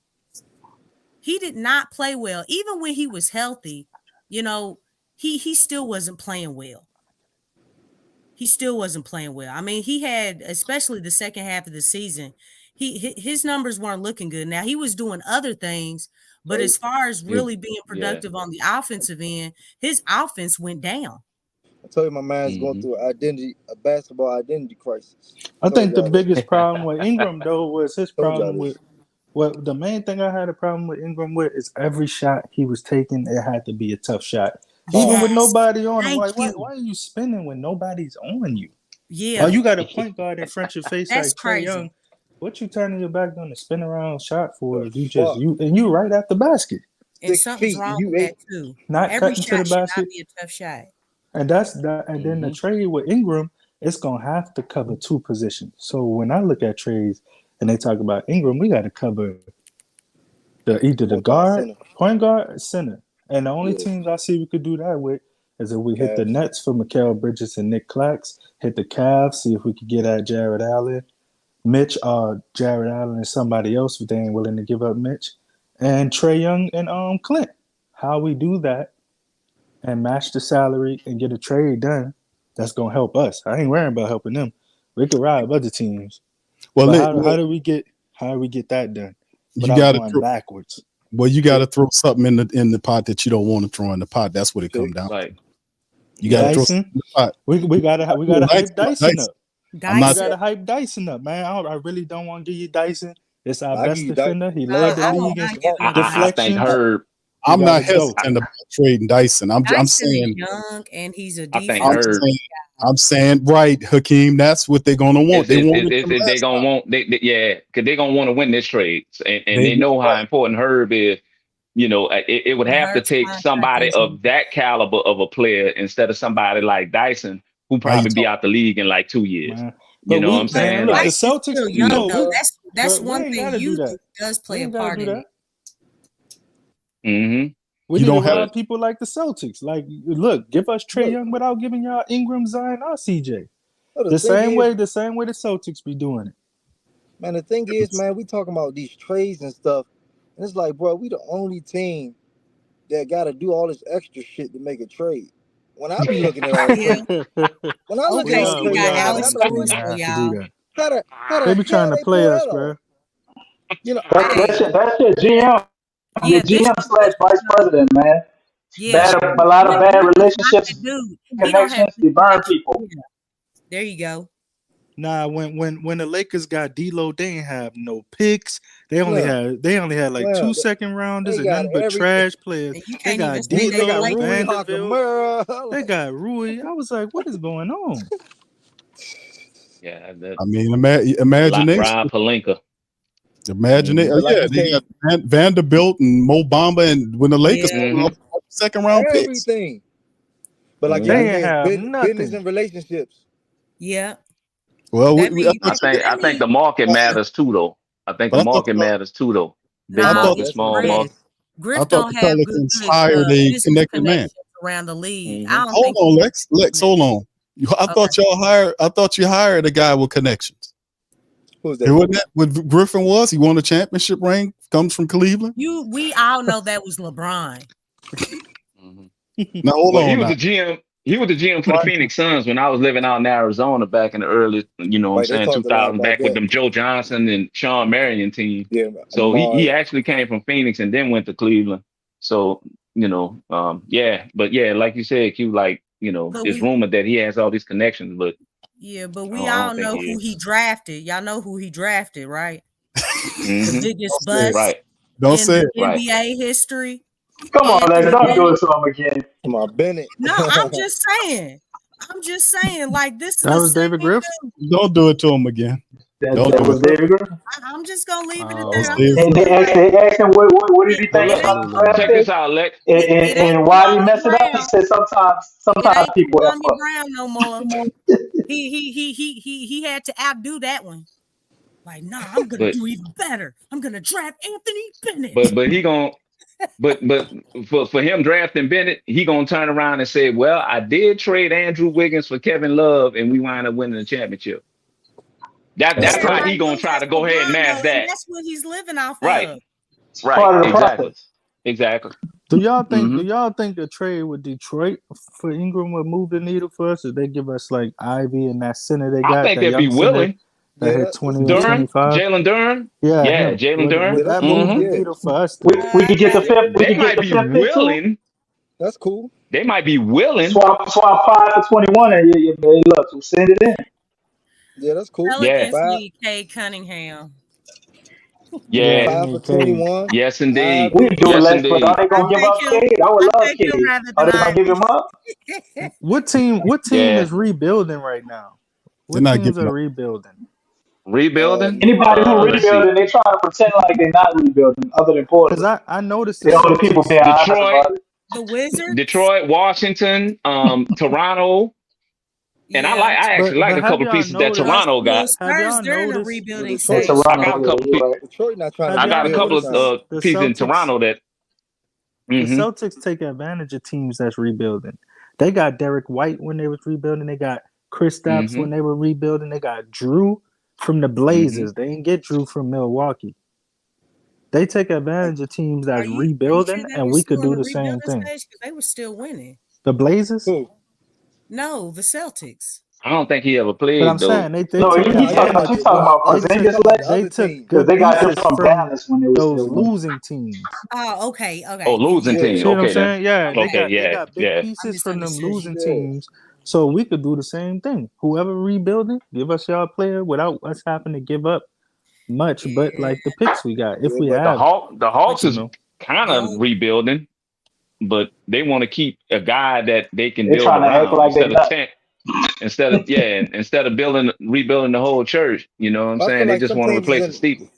Some teams is in the middle where they're on the verge of like seeing it can be a winning product or what is it? So I think the Hawks is in that middle. Now, one of the more interesting teams that, and I found it shocking, but one of the more interesting coaches is the coach from Memphis. They said that he on the hot seat with all the good that he's done over there. You know what I'm saying? How can he be? Like, I don't. Who? Huh? There's no way he's. Who are the sources that said that? Yeah, You know what? Absolutely not. You know what? I wouldn't put nothing past Taylor, Taylor, go ahead. Oh no! Look, His best player missed the whole year. What they thought was gonna happen? Yeah, but I saw it on NBA TV. Cause they That's probably crazy. like, look, Yeah, we you made know, it they to the don't really playoffs, know and what they talking we about not. sometimes. Yeah, but I Yeah, they wouldn't put it just in past making up because Memphis, stories. they hold their organization to a high expectation. They got a They Yeah, good the they last the GM too. grindhouse. right in the last three playoffs, they kind of got put out a little early, so they're looking See, at that. there it is right there. That's what I'm talking about. They I made don't it to know the what second how valid. round. Is I don't John know how Moran's valid. They for a went second through. I don't year? know how They valid it went through is, they but that's it right there. Yeah, I mean, I don't know how valid it is, but I that mean, makes sense though. that's what I saw right there. That makes sense. They like, dog, if you can't get us over the hump when Ja come back this year, we gonna move on and we try to get somebody that's gonna elevate. Because they feel And like Memphis got a what they good. got, Mm-hmm. what they got with Ja, they feel like they can take that over the top with the right coach. And that's the right approach. I ain't gonna lie. That's the right approach. They know what they doing. They know exactly what they doing. It's But us. you We know don't what know. though? At That's least why they look crazy. Because we don't know what we doing. Mm-hmm. yeah. 'Cause at least they keeping that pressure on Real him. talk. Because Right. pressure is what brings the best out of you. It's Yep. either gonna do Yep. one or two things: bring the best out of you, or you gonna fold. Straight up. So Let yeah, Yeah. me let I me give a thought that little. was crazy too. Let I me thought it drop. was crazy too, but Let me talk about this article right quick, brother Hakeem, because you dropped something. I went and did the research here, and put it on the screen for you. Western mm-hmm. Conference coaches. Now, this is from all Grizzlies fan nation. Memphis Grizzly head coach Jenkins could reportedly be on hot seat. 3 Western Conference coaches reportedly on hot seat. Right? In this article, Mm-hmm. at the Athletics, John Hollinger revealed 3 Western Conference NBA coaches that could be on the hot seat for next season. 3 names. 3 Good. names that come up in my conversation with folks. None of them The league were Memphis Grizzlies, Taylor Jenkins, the New Orleans Pelicans, Willie Green, and the Portland Trail Blazers, Chauncey Billups, wrote Hollinger. Okay. Well, that's the 3 names that he talked about. I am surprised that Chauncey still got a job though, even though he was dealt a bad hand. But he's been doing terrible. Yeah, I am surprised that Chauncey still is in Portland though. Like they didn't have much to work with. Yeah, I mean, that's gonna take a while out Man, there. that man But took that I'm job surprised thinking he's Dame still. Lillard was gonna be there. Right. Yep. That's right. Yeah, but the Taylor Jenkins thing, that blew me out the water. I'm like, this man has been consistently winning for the last 4 I wouldn't years. mind him being the Pelicans coach because I was just about to say we could do Absolutely. one of those. That dude is he's nice. And he'll be so hungry too. He'll be hungry as hell. Show Mhm. He'll be like, they let me go. All right. And we in the And same Memphis is division. drafted All right. well. I mean, look at their coach. They have a really good young core. I know Brandon Clark got They hurt picked this up year. Jemison But from the Squadron. Yep. You be talking about And that. then you got Ja, you got JJ, and then you got my boy that looked like a middle linebacker. DG. The NBA young what's boy. name? That's NBA young boy. Oh, you talking about Bane, Desmond Bane? Yeah, Desmond Bane looked Bane, like Demario Davis out there. Yeah. You know what I'm saying? So you know what I'm saying? So they got a good young core. If they come back healthy, that's why I said 45 games next year might put us in the top 4 because of who all is coming back, who all is making the ascension. You got to put the Rockets in there because, you know what I'm saying, they have Ime Udoka is good for 10 wins just by him being the coach. You know what I'm saying? But we can't worry about the number of wins. We just got to win because the numbers going to interchange. It's about just building those winning habits, man, because we saw throughout the season the changes of style of play. The energy wasn't there. The turnovers was a problem. Hitting free throws was a problem. I mean, it's like the Pelicans never put everything together. But I think that's the biggest thing because it seemed like once the playoffs came and down the stretch, the Pelicans started getting exploited. How y'all doing, guys? Yeah. What's up, DJ? DJ. How you doing, man? Hold up, man. We got to read the super chat up here. Gulf Coast Squadrons. Teams inquire about Denny Avdivia. Denny Avdivia should be a target for the Pelicans. Just adding a center, not making Pelicans a serious contender. What y'all think? Remember, I said that earlier. Shout out to you, DC, for super chat, bro. Appreciate your Gulf Coast Squadron, man. Appreciate them 10 bones, bro. Yep. All right, so what y'all think? DC read that perfectly. Thank you, DC. Yeah, so what y'all think, people? What y'all think, man? I mean, y'all said I, it. like I said, I saw him. Y'all said that they play the same position. What you call him? He plays like the 3 or the 4. I saw him, again, when I was back home for Mardi Gras this past year, I went to the game that Wednesday and he gave us 43. But I think he plays the same position. Yeah, he I think he played the same position as BI. And if Trey is going to slide into into that spot, then I don't know where he fits because Herb is still going to play the 2. Yeah, still need a point guard though, man. Lex. Point guard. I mean, I guess the type of point guard that the Pelicans get is gonna make this team more of a contender. Yeah. But I guess that's when Tyus and Denny will probably be a package. It may be another guy on that team. Tyus, Denny. I don't know who the hell the Wizards got. You talking about as far as their guards? Man, they ain't got anybody. Jordan Poole. They got hell no. Cancer. He make too much money. Cancer, AIDS, herpes, whatever you want to call it. How the man became a cancer? Wembanyama's teammate from. Everybody won't fight him. Everybody won't beat him up. He already got punched in the eye. Who else beat him up other than Draymond? I heard about nobody else want to fight the man. He's not a rookie. He's going into his sophomore. They just said that he's a bad locker room guy. Cooley. But how is he on the off? He's a great defender. Cooley Balu. Yeah. Bilal. Yeah, him. Bilal, Denny. Koulibaly? Denny. Yeah, Koulibaly. If we can get Bilal, but that's a lot of guys playing in similar positions. But I think somebody had said that his player comp is like Matisse Thybulle. You know what I'm saying?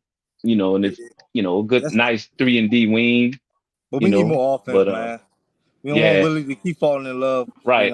Right. We done had the number 6 ranked defense for the last 2 seasons. With offense, though. Huh? We know what he does with offense. Yeah, he's allergic to it. We want somebody that's able to play both sides, but that's pretty good on offense, though. You know what I'm saying? So as long as they can play both sides pretty well. Okay, I got a question for you. Why do we care about them playing both sides? We got all these good defensive players already. No, give me a supreme offensive talent. They need to play defense. Willie. Oh, because he's not going to play them if you more of offense and no little defense. Man, if they making over $12 million, they ain't got a choice. If they making over $12 million, I bet you they play. Yeah, no, you're right. If they don't play, you're gonna get fired. Well, I hope they play more than CJ because that dude didn't have a lick of defense. that dude was being hunted on defense, and he was still playing. David Griffin playing defense. Lex was putting CJ out there because he got 33 million reasons. It would be offensive to not play CJ McCollum. 33 million reasons to get rid of him. Because I'm not trying to have no 33 mil coming off no bench. That's crazy. Yeah. See, that would be the hard. Didn't Russ come off the bench for something like that with the Lakers? You know what? No. Pelicans can't do that. He was doing that with the Clippers. But I do have a question for all y'all though. Okay. I don't know the situation of him, but how do y'all feel about Paul George? No. He's a veteran. Lex. He won't be able to show us the edge. Okay. I don't think he got that edge anymore. Yeah. You think he can do better than CJ and BI? Yeah. I don't know. Yeah.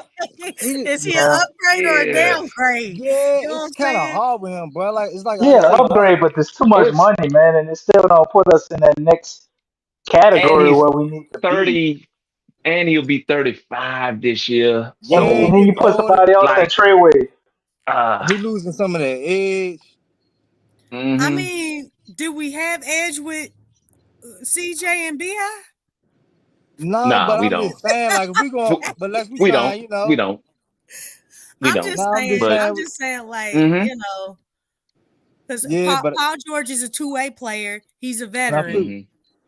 He can handle the rock. I feel like he handles the rock way better than CJ. Yeah. He likes to shoot threes. Absolutely, he does. He And pulls. we need that. Now, He's efficient from back I wouldn't there. mind it, Lex.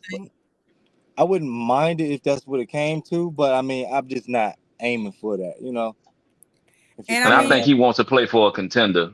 Like, I don't think he wants to be on a team that's up and coming. That's why I think they keep mentioning Philadelphia, because they're trying to move heaven and earth.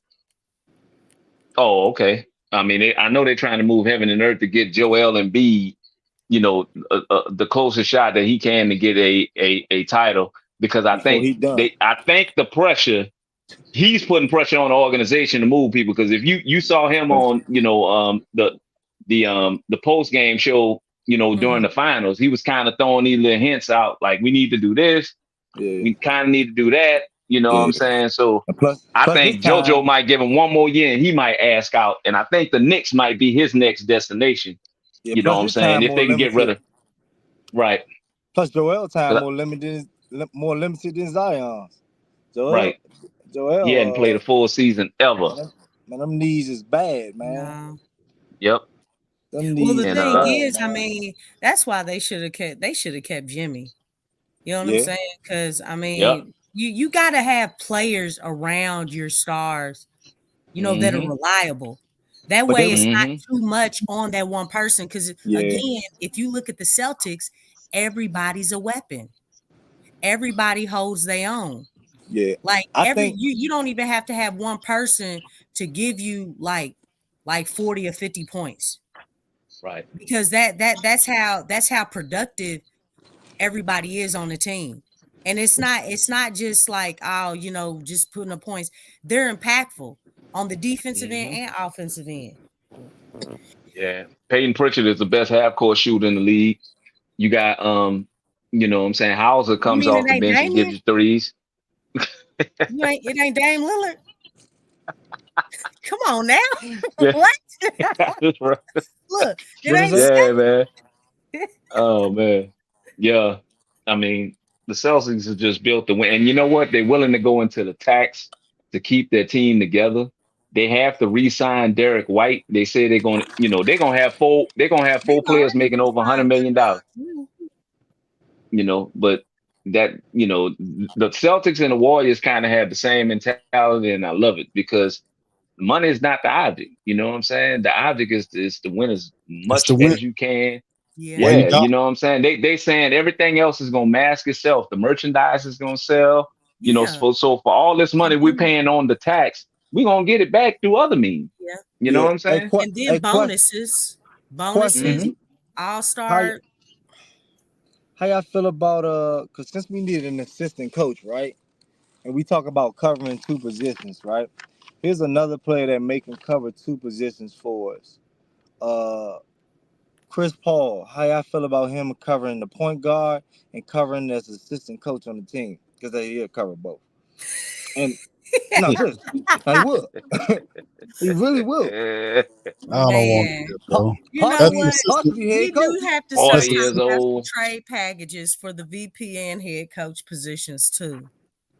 Yeah, I like seeing Presti and whoever they VP is. Chris Paul, I wouldn't like Chris Paul here, man. Chris Paul would help out a lot, dog. Like I'm talking about like that's like just how when Rondo came over here, helped AD and them. Chris Paul would do the same thing, bro. I don't want us to underestimate that too, bro. Chris Paul will help. We don't want Chris Paul. No, we do not want Chris Paul. I think he's ring chasing at this point. I think he's ring chasing at this point. Yeah, but I'm saying if he came over, he will help us, bro. I'm telling you, this shit is from a coaching standpoint. He will help us, and that's huge because we ain't got no coach. He will help us. Everyone Chris Paul been, bro. He gave Monty two. He gave Monty 2 coaches of the years. Come on, bro. Like he will come over here and help us, bro. And like I said, what are you on 1 more year? He got 1 more year left. We probably can. I don't know. Maybe we can restructure a contract or something like that. I don't know how Chris Paul's feeling. And maybe he will come over here because he knows that I mean he's been a little banged up lately. I don't think too many people want him. So come over here, man. We can be utilized, man. In a coaching way. Why not go get Jimmy Butler since we added with Chris Paul? At least he a few years younger. Yeah, but I'm talking about like dog, somebody that can really impact us as a whole, man. I mean, Like, you don't think Jimmy Butler would impact you as a whole? Jimmy got a whole lot of dog. Right, that's what I'm saying. Each person curse him out. It's called a little balance. Like, like Jimmy might come over this motherfucker and be too much with him. Trade all these niggas. Jimmy single-handedly made Carl Anthony Towns a perpetual number 2 player forever. Now I ain't gonna lie, Jimmy will help feel. He sure did. Help feel Zion though. Zion like that. He like that motivation. You know what I'm saying? He do well with that. You know what I'm saying? So Zion be fine. That'll help boost Zion. But like, I like Chris Paul for Zion because they're like he helps him with the details of the game, with details of maybe the body, for everything, bro. I feel like Chris Paul is he's a basketball savant overall in all aspects that can really help us, help Zion. You know what I'm saying? Help the coaching staff. Willie he has a lot of trust in Chris Paul. He would listen to Chris Paul, just like how Darvin Ham would listen to. He played with him. LeBron James. Yeah, he played with him here in New Orleans. He'll be like, hold on, Willie, I got this. He'll do that. Let me give him a clipboard. He'll do that. You know what I'm saying? I wouldn't underestimate CJ still be on the team? Oh, I mean, even if he is, bro, Chris Paul is a good leader. So is CJ supposedly? No, hell no, man. CJ might be good in business. There's too much politics. I don't know. I mean, I understand what you're saying, Don. I don't want a whole lot of political leaders. But man, I get what you're saying on the Chris Paul thing, bro. I do. Yes, I think he'll be a really good. I would like him as an assistant coach. I don't know if the Pelicans. Well, we can start it all by that and then move it to that. But I don't think Chris Paul is coming. If he's not going to work for cheap as a player, he doesn't take anything cheap. Is he on a contract now? No, but no, he's not on the contract right now. I think he's a free agent. Is he a free agent? No, he's under contract, Q. Okay, he's on the contract. His contract is so high. They're talking about buying him out just to get rid of it because I think it might even have another year. I don't know if it has. It's just one more year. That's I think you could get Chris Paul realistically for maybe about 16, 18 million. Right. Yeah, but I think that's kind he knows, like, it ain't even no more ring chase for him. I don't believe it's not. It's over. It's more so about where he does. Yes, it's more so about where he can. That ended this year where he like, all right, bro, like I'm on another team. Warriors falling off. Fuck it.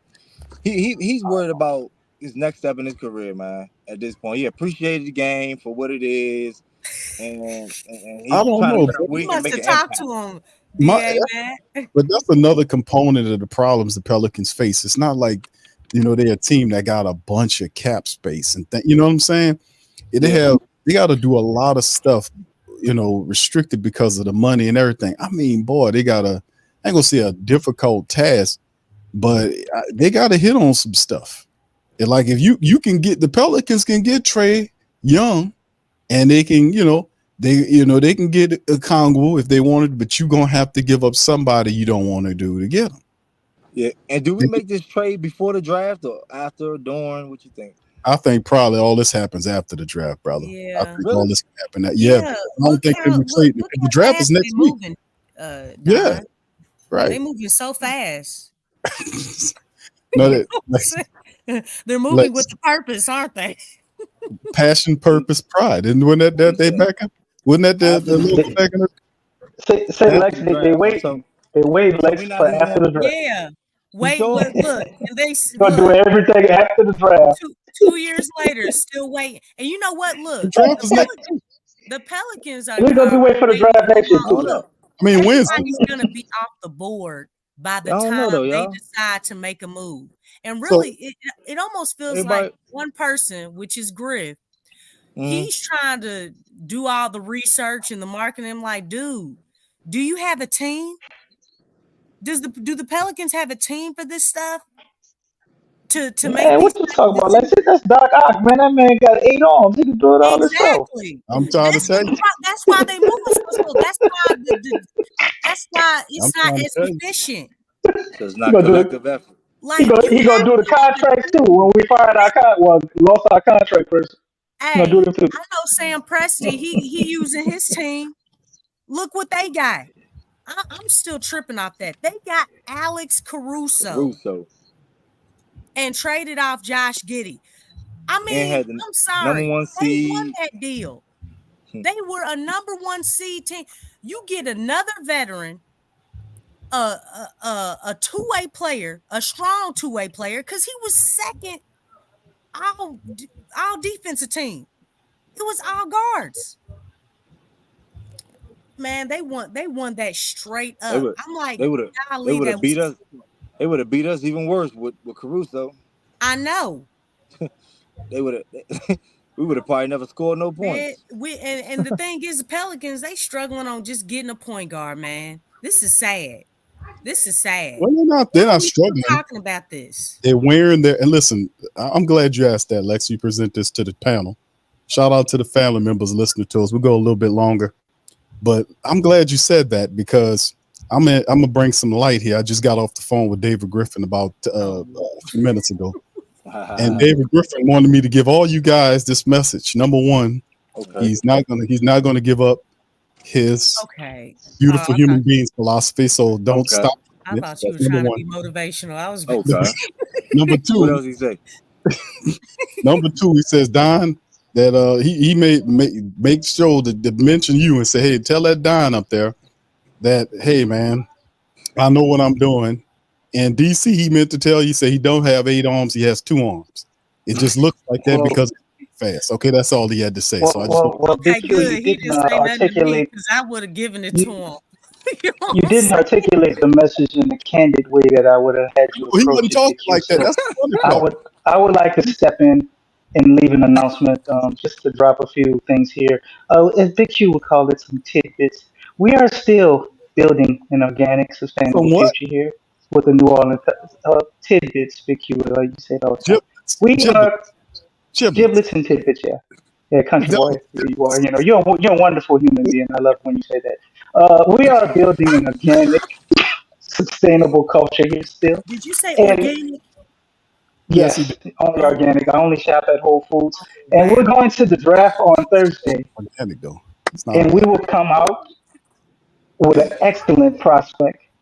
And then we will continue to move forward with our future of building a wonderful team here that we can build organically. That's right.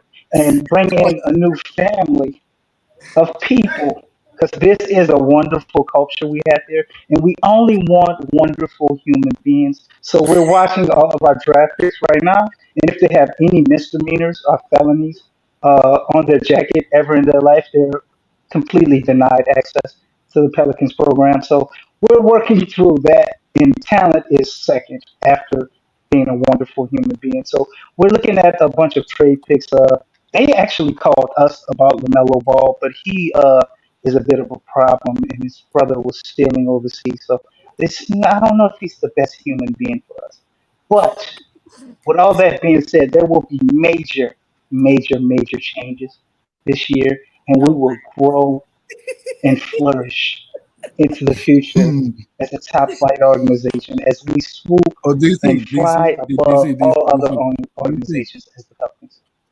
A whole lot of Jamaican accent. What does that shit even mean? A whole lot of nothing. DC Griffin, can we? What's up? Say it in your Jamaican accent. So wait. Hello, y'all can hear me? Go ahead. Yeah, what's that, DJ? All right, so about to bring up the center. D-League. I know we was due for. Go ahead, DJ.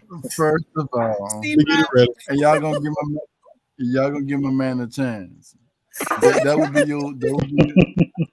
Listen, and that would be your small ball center. You draft the reason why I don't want Clint Capella. Who else they got out there? Jerry Allen. Who else they got out there? All the non-stretch bigs, I don't want them because the league is changing from that. If you're a stretch big, I would start off fresh, but not really fresh. I would keep Cutler Mekovic in hand. Man. Listen. Keep Cutler Mekovic. Draft a center. We starting color. DJ? Go ahead. Go ahead. No, I would. No, listen. I would draft a center, and let's build on that, and then hold on. You'll draft the center even though you got Mekovic. Because Big Q, stop it, Big Q. Let the man finish. Yeah, exactly. All right, you're being condescending right now, Big Q. Stop it. Okay, if you're not going to use EJ Liddell and C-Ron and all them other ones, trade them. Najee Marshall probably going to go or walk. So you try to trade to see what you could get for him. And then by all means, go at that free agency. Now, the draft is Wednesday. What are we? I mean, we don't have no assistant coach, no shooting coach, no nothing. So what are we doing? Damn. No bullshit, huh, DJ? We don't got nothing. God damn. Like again, I mean, not unless they gon' what they needs. What we got today, Saturday, Sunday, Monday, Tuesday. Not unless these last 3 days they gon' wake up and say, "Hey, we need an assistant coach. We need a shooting coach." Who on the line? So I mean, we should find out when they're doing the interviews. One of us need to go. I'm asking all type of questions. It's gonna be a one-hitter quitter. You get in there, you ask the wrong question, you ain't gonna be able to get back out. I'm telling you, man, you can't. Man, listen. Remember we talked about that? We said about it wasn't a issue that they released the story about the contracts being, right after the day after the regular season ended. The report came out, and then a day or so later, they David Griffin, and they had the end of the season or whatever it was. A couple of days later, at the end of the season presses, not one question was asked about, did you guys sign extensions of contracts? Contract, yeah. Nope. Not one thing, and it hadn't been no follow-up article since that either. Nope. So, but yeah, I'm saying we hear about everybody else's contract, but the ones with the Pelicans. Shit, crazy. Which is really something to me, because that is public information. We know the players. We know how much they make and all that stuff. And I mean, even when Zion got his contract, when they were talking about everything, detailing what was in his contract and stuff, which was really something. But we still don't know what's in their contract. And then if a reporter asks about it, you get your media card revoked. Well, you get a warning. You press on. They will, and that's the thing. And it's up to them. They can decide on whether or not to accept credentials or not. No, of course not. They get rid of that pressure. So, or anything that's combative, goes against, where they got to really defend. They really get rid of anybody who does that. Yeah, that's how monopolistic reporters too. Yeah, they play ball. I mean, they know how to do it. That's how. Yeah. So DJ, hold on just a second, Don. Shout out to the fam, man. Tasha says, DC, I'm so impressed. She's talking about DC. Did the David Griffin thing. He used big words. So Tasha says she's impressed. He's a smart dude, man. It just, he got bad eyes. He can't read the screen. The screen be really tiny. I think. We should have a spelling contest. We do that right after the tap off. Brother Dan says, Q, delete the stream. That's Michael Jackson, not David Griffin. Oh, man. Oh wow.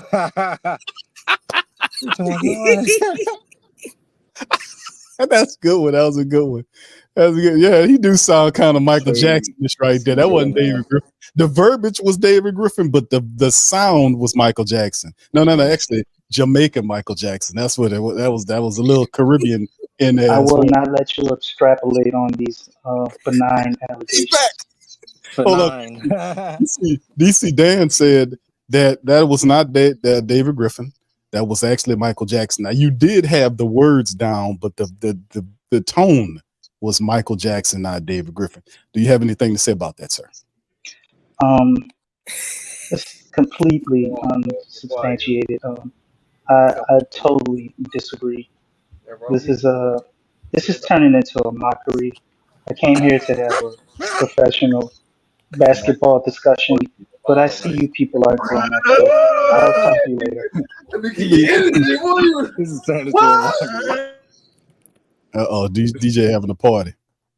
All right. What's in your Jamaican voice? My man be dead ass serious about all this bluffing. Yeah, there you go. Spell the word, man. Spell the word. You keep taking them off. Oh, where I come from, we do not spell. To say is to spell. If you want me to spell a Cassie spell, go get the chicken. What? Where they come from, they don't spell. I got one for you, man. Come from the other side. Human. He can tell, DC. I can tell. Yes. Don't spell where the hell you come from. Humans. You got. Oh man. Yeah, DC, man, bro. I told the people, I said you actually could read, but it's when the screen is small, you can't read the screen. I told the people that while you was clicked out. Well, yeah, I've been podcasting on my phone, man. I can't see. I can't see on my phone. Got the David Griffin glasses on? No, nah, I ain't got the David Griffin glasses on. But David Griffin was the David Griffin glasses. The Harry Potter joint. Oh no, not the Harry Potter joint. I can read a Harry Potter book too, mother sucker. So don't pull out the 50 Cent memes. I actually can read the Harry Potter book. What's up, Tasha?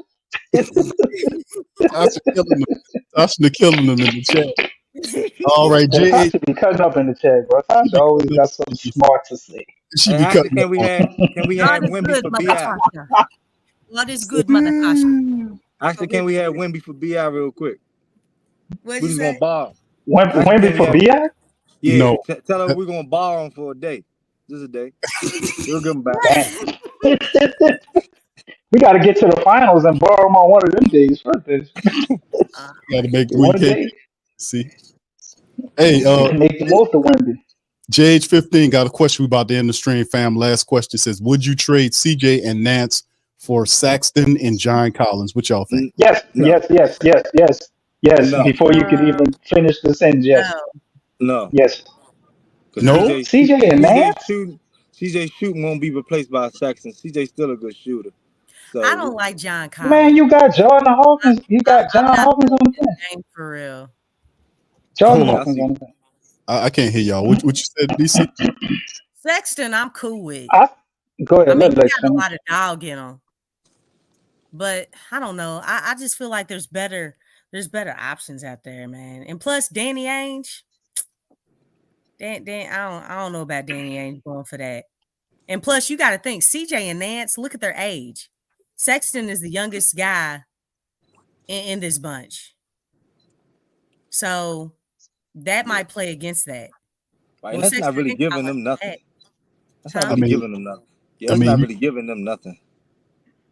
Well, I'll answer the question as it was asked. Would you trade CJ and Nance for Saxton and Collins? In a heartbeat, I would. Soon as they say, would you trade CJ Saxton complete? Trade accepted. Okay, you know what I'm saying? Like, it's a no-brainer, but like I also agree with Lex. I'd be turning around. They wouldn't do that. Sexton and Collins. What you got against Collins? I'm starting to think you hate Collins. All right, Lex. I mean, he's okay, but look, man. Yeah, but imagine him as Larry Nance. You wouldn't want him as Larry Nance. Excuse me, man. And he bigger than that. Like, look, mediocrity has been the foundation of this organization for a long time. Okay, as far as the mentality. So you have to excuse me if I'm like to the point where, hey, let's be like contenders. Now, but I'm saying you still got BI to go pull off a trade and get a star player. Right, yeah. But that's what I'm saying.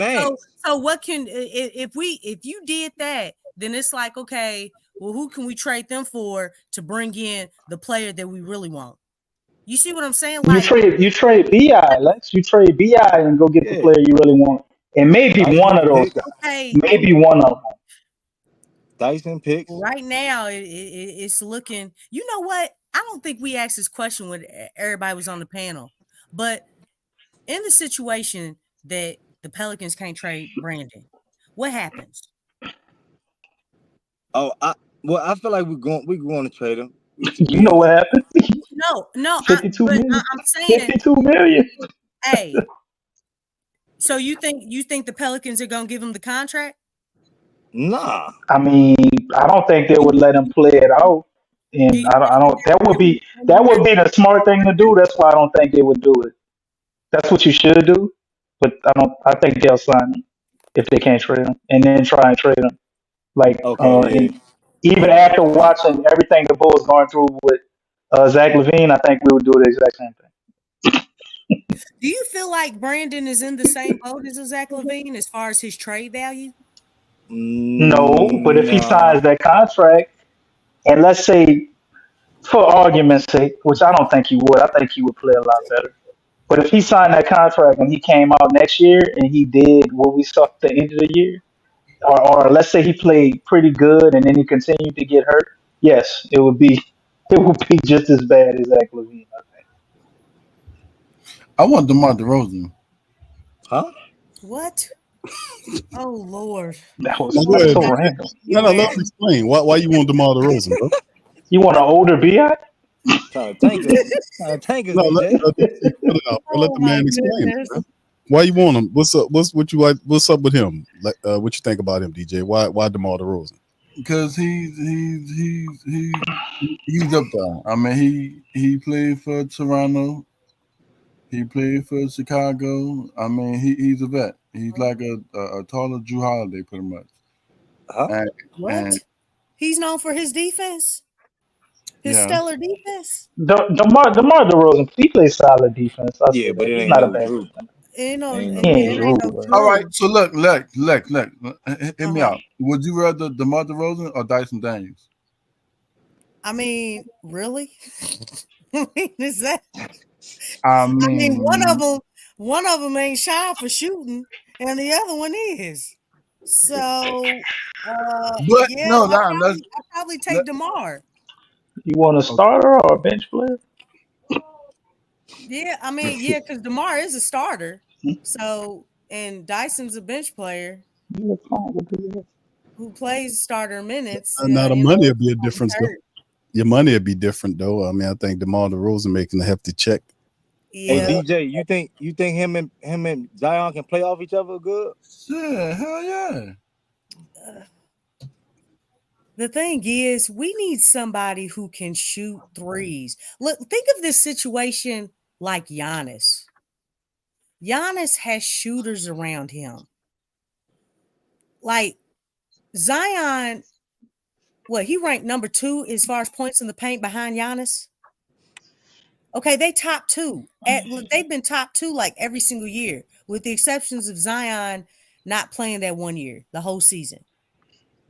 So if you kind of compare it to that, Zion has to have shooters, man, to really maximize what he does, because that's what maximizes what Giannis does. He has shooters. And that's really the blueprint. If you ask me, that's a nice blueprint that the Pelicans can use on how to build this team. And we need somebody to run that pick and roll well. Yeah. But look at what Dame and Giannis did. Yeah, even though I don't think that's a good fit, to be honest. But you know what? It's way better than what Zion got. Yeah, it's killing it. I mean, that's a strong. It's not like the answers are not out there. It's kind of funny because you know how Griff was talking to Gentry, telling him he gave him the blueprint. Well, dude, around the league, especially the Bucks, they got the blueprint. You ain't learning from them. Really, you ain't learning from nobody because you too busy trying to control the situation too much. But the thing is, you can't have the best of both worlds. You can't do that, man. You gotta take your stop having your hand in everything and do this thing like this. All the resources are out here, but if you ain't using the resources correctly or you ain't using them at all, you know that's what the problem is. It's not like the blueprint ain't out here. I mean, that's just like with the physical therapists and really just everything. You know, you have to delegate and you have to allow these people to do their jobs. And then you got to get the right people, you know, to build a solid system. But I mean, the thing is that, yeah, the Bucks, I mean, Zion is very strong on the inside. He's dominant on the inside. We've seen that can't nobody stop him. He's able to play over height and everything. So I mean, like I said, the blueprint's there, man. It's there. You know, you just have to use it. Say Lex, I want to tell you something. David Griffin said Zion is a supercharged Draymond Green, so he gonna build off that blueprint and just get rid of everything you just said, even though it makes all the sense in the world. He's a No, you supercharged know what? Draymond Green. But you know what though? That's really sad because the thing is, he's yet to come out. Look, we talk about it all the time that you know the team is building around Zion. Has Griff said that yet? He said it for Drew, but did he say that for Zion? Nope. Everybody else is talking about it. He said if you look at how the league is Well, he orchestrated got to now, trade Bi first before he it's could not say it. just one player; it's multiple stars. Yeah, that's what he said. But he's yet to actually, but he needs to say it whoever is on the team, though. That's what the problem is. That's why we've been talking about how off the hierarchy was, because it's like, dude, why are you gonna come out and say this is Drew Holiday's team, but you've yet to come out since he's left, which was what, umpteen years ago? I mean, he still hasn't made that clear. I think that's why Brandon's been so lost. You know, all this stuff is not clear. All this stuff is coming back to haunt you because you're not making it clear. You keep on beating around the bush and basically having people on a goose chase instead of coming out and establishing that stuff, because it makes no sense for everybody else to say that, but the person who needs to say it is not saying it.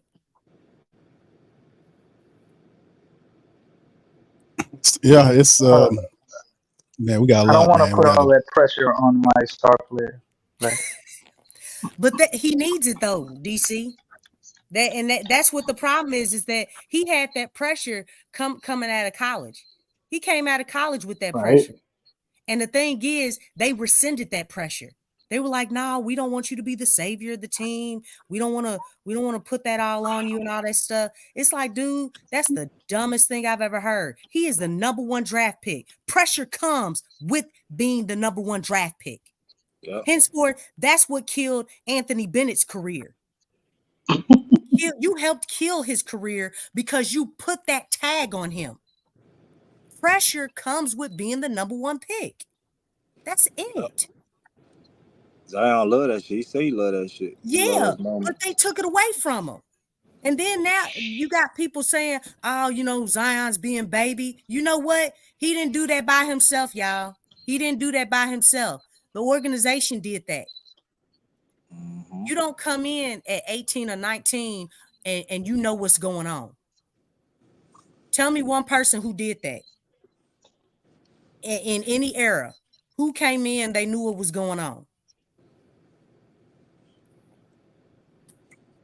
Nobody. Magic Johnson. Why? Because he won championship. But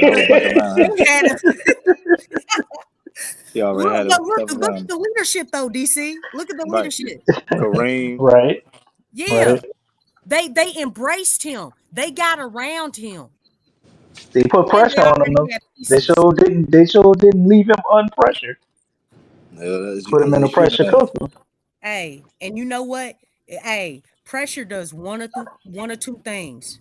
You either rise to the occasion or But the thing is, you have to apply the pressure first. The pressure has to be applied. It can't not be applied. Yeah. Y'all, great points there, y'all. We're gonna get ready to end the stream on that. Listen, man. Great broadcast today, man. I hope y'all had fun. It was almost 3.5 hours worth of good, passionate discussion about the Pelicans, and we had some stuff going on. We had a lot of solutions-oriented points to talk about with the Pelicans, man. But all to know what's going on, you got to point it out, and a lot of people have to understand that the Pelicans, they got to step it up, man. It's a lot. You talk about pressure. The Western Conference is getting better. The Southwest is probably going to be the most difficult division in all of basketball, potentially. You got the draft coming up in a few days, and I put up a poll in the chat to the family members to chime in on is do the Pels trade BI before the NBA draft? And 69% of the people. Now it's 70%. I think DC just voted. So okay, there you go. That's what happened. Maybe you got one on draft night. Is that the same thing? Because they could possibly trade him on draft night. Yeah, you say I could see him trading them on that day, but not before.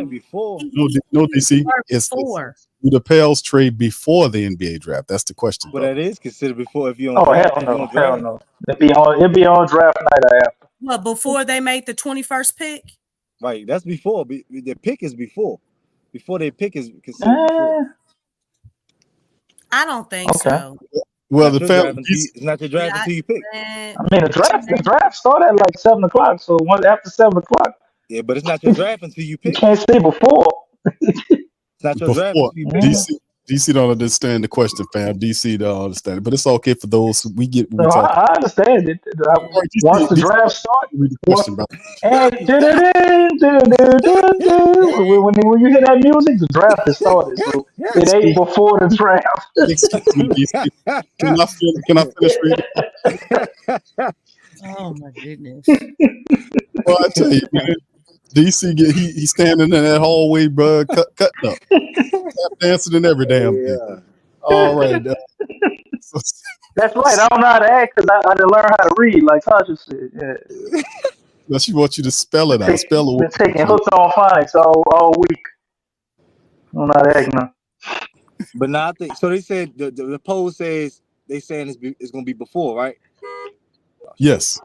Right. Remember, that's basically what I was saying. Like, because I feel like everybody been making their moves so far. It's been heating up. I feel like we're gonna make it before because we probably. I don't know. I got a feeling we might end up trading that 21st pick. Who's making the trade? They got so many potential bigs, man. It'll be foolish to trade it. I think we need to use it unless we trade up. But it just depends what we get. We just might be getting Trae Young, and that's. We know how we feel about that. We want to make that shit happen. Well, yeah, if you get Trae Young, don't worry about center later. You know what I'm saying? So if that's what it is, then shit, that's the move we make. But so I think it might be before the draft, man. Yeah, ain't no shit. I mean, so you gonna vote? What you vote, Don? I'm gonna take from your book, Don. What you gonna do, Don? You gonna vote? Low expectation. Yeah, he said before, but look, see, my before the draft is a little different from DC's. See, my before the draft is before we draft. Well, I mean, according to how you understand the question, it's 72%. DC, can I finish reading the question, sir? Thank you. All right, so do the Pelicans trade? All right, go ahead, read your poll again. Go ahead. Oh, I got the tap dancing on.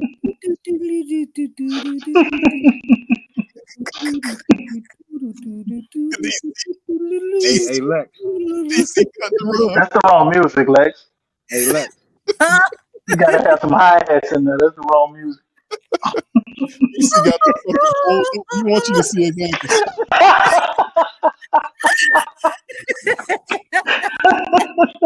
I couldn't hold it. I was trying to Y'all give you the see high. If y'all see my dog DC cutting the rug, man, he got his jeans rolled up so you can see his ankles. There you Boy, go. what you from? You from 1968? That boy talking about cutting rugs around here, man. Cutting a rug. Man, DC, man. Level up, Lex. You Good be job, showing man. your age, bro. You at least about 65.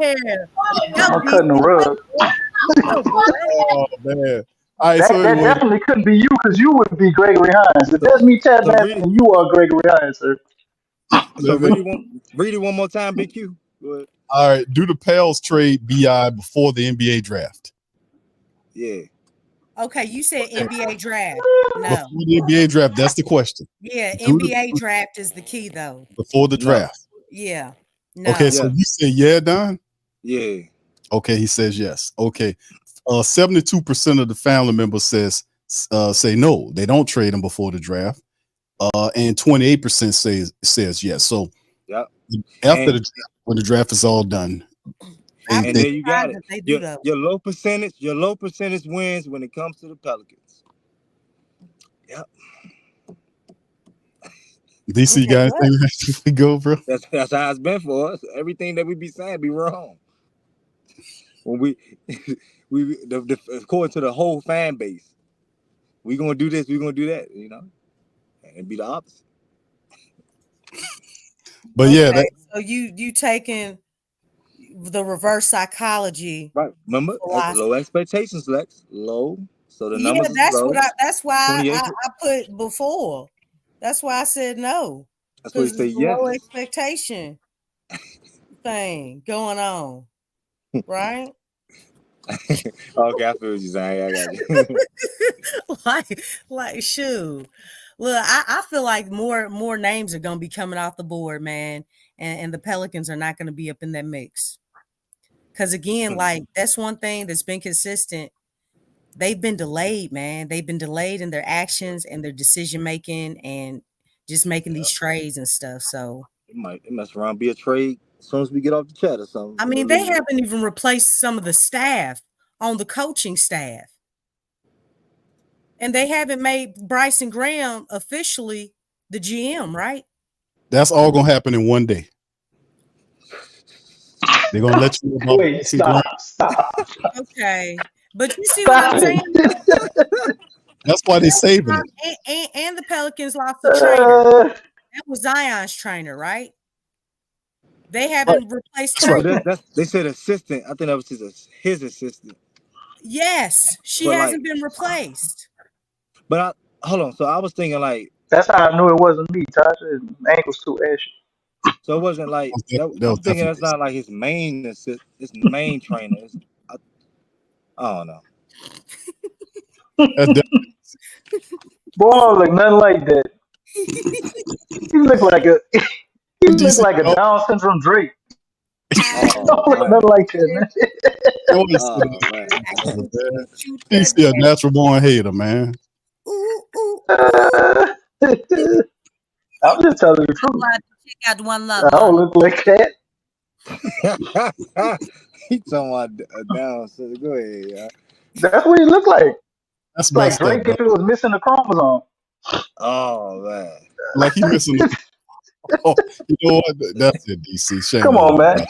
Come on, man. I don't look nothing like that.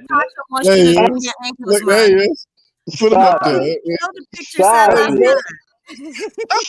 it. Don't look nothing like that, man. We do island shirts around here. See? Yeah, that's DC. We do island shirts. That's DC. Put a hat on,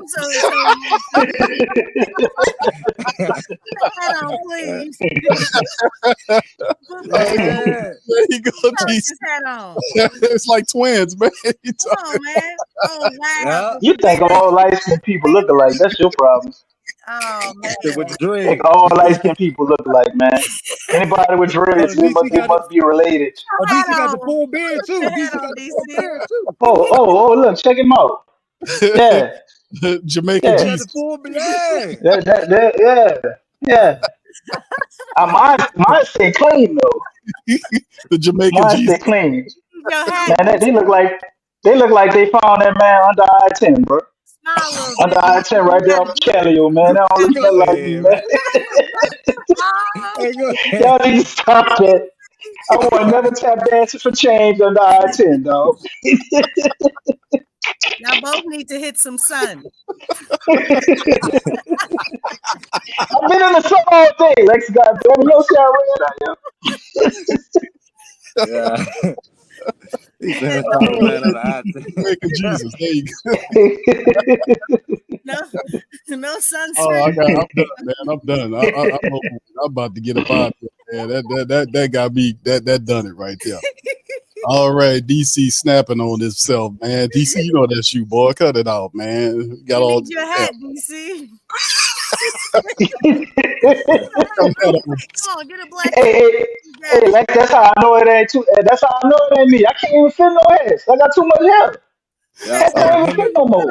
Yeah, they got that you can wear, man. That's how I know it ain't me.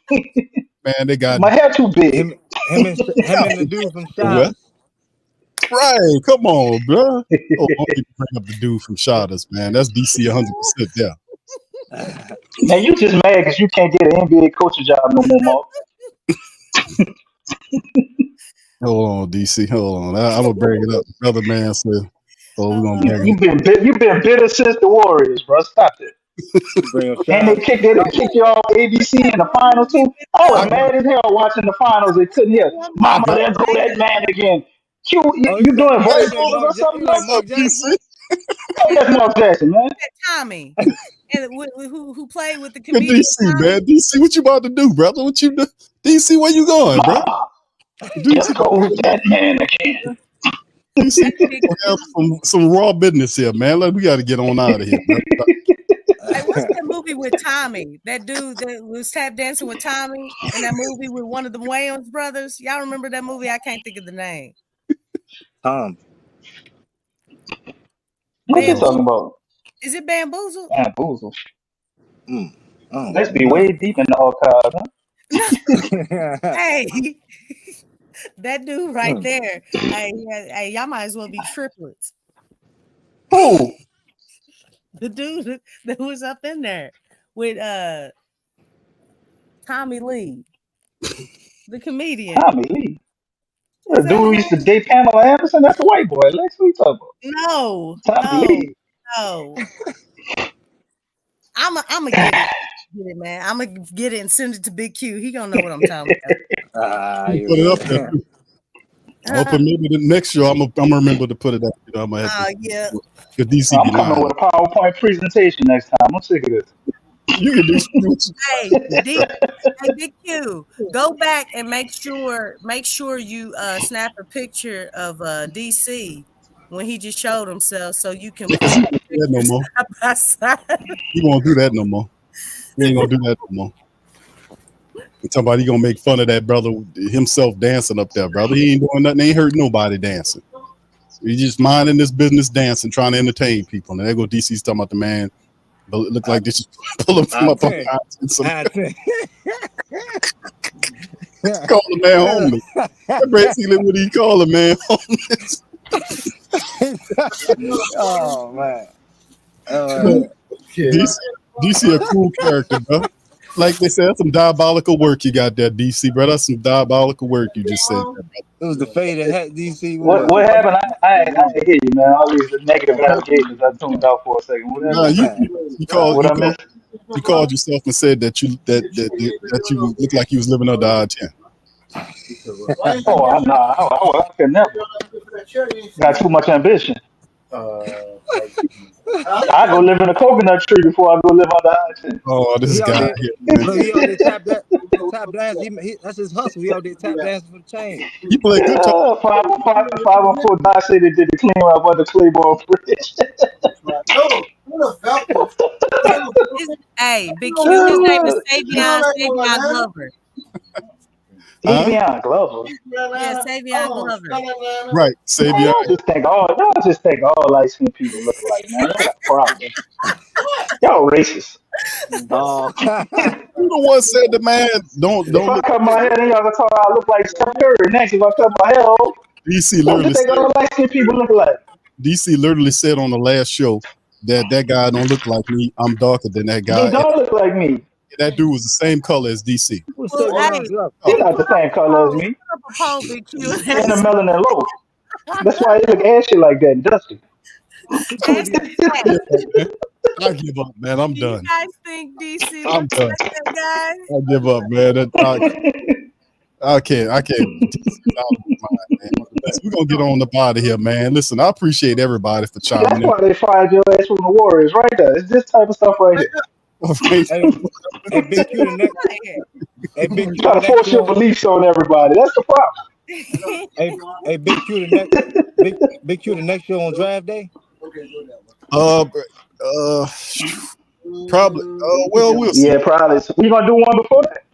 We'll see, bro. Because I'm gonna have to check my schedule to see how it works. But yeah, bro, I'm gonna try it. I'm really gonna try, Don. I'm gonna try to get it going and see where everybody's schedule lining up and everything, and we'll go from there. But listen, fam, we're gonna get ready to get on this. Listen, I appreciate y'all, man. Thank y'all for hanging out with us. Listen, y'all hit the like button, hit the subscribe button. By all means, feel free to share the show on your social media feed, man. We up in this thing. PPR represent. Much love to everybody. DJ, you wanna peace us out before we go, brother? Hey, yo, what's going on? Shit. Down for that. Oh wow. If anybody talk about your Pelicans, if anybody talk about our Pelicans, you tell them in New Orleans Pelicans accent to get the flock out there and go flock. Shout out to Carlo. Hey, Big Q, call me, bro. I need to talk to you about something. what? Okay. You're listening to the Pelicans Postgame Report on the PRO Media Network for all things Pelicans.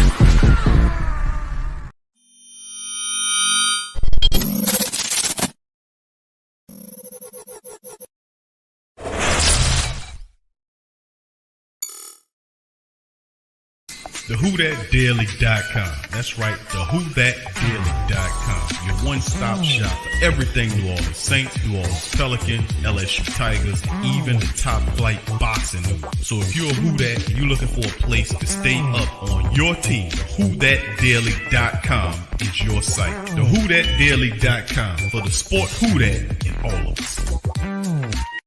That's right, the Pro Shop is the platform store where you can go and buy all the latest merch to support the platform. Available at the Pro Shops, we have dozens of hundreds of products available for you and your family. Unisex tees for men and women, hoodies and sweatshirts, tank tops, kids and baby items, long sleeve tees, mugs, pillows, wall art, bath bedding, face masks, phone cases, stickers, bags, fanny packs, socks, hats, and many other items. Please feel free to check out the Pro Shops. The link is in the description section below. And remember, it helps the platform continue to grow. Check out the Pro Shop and Who That too.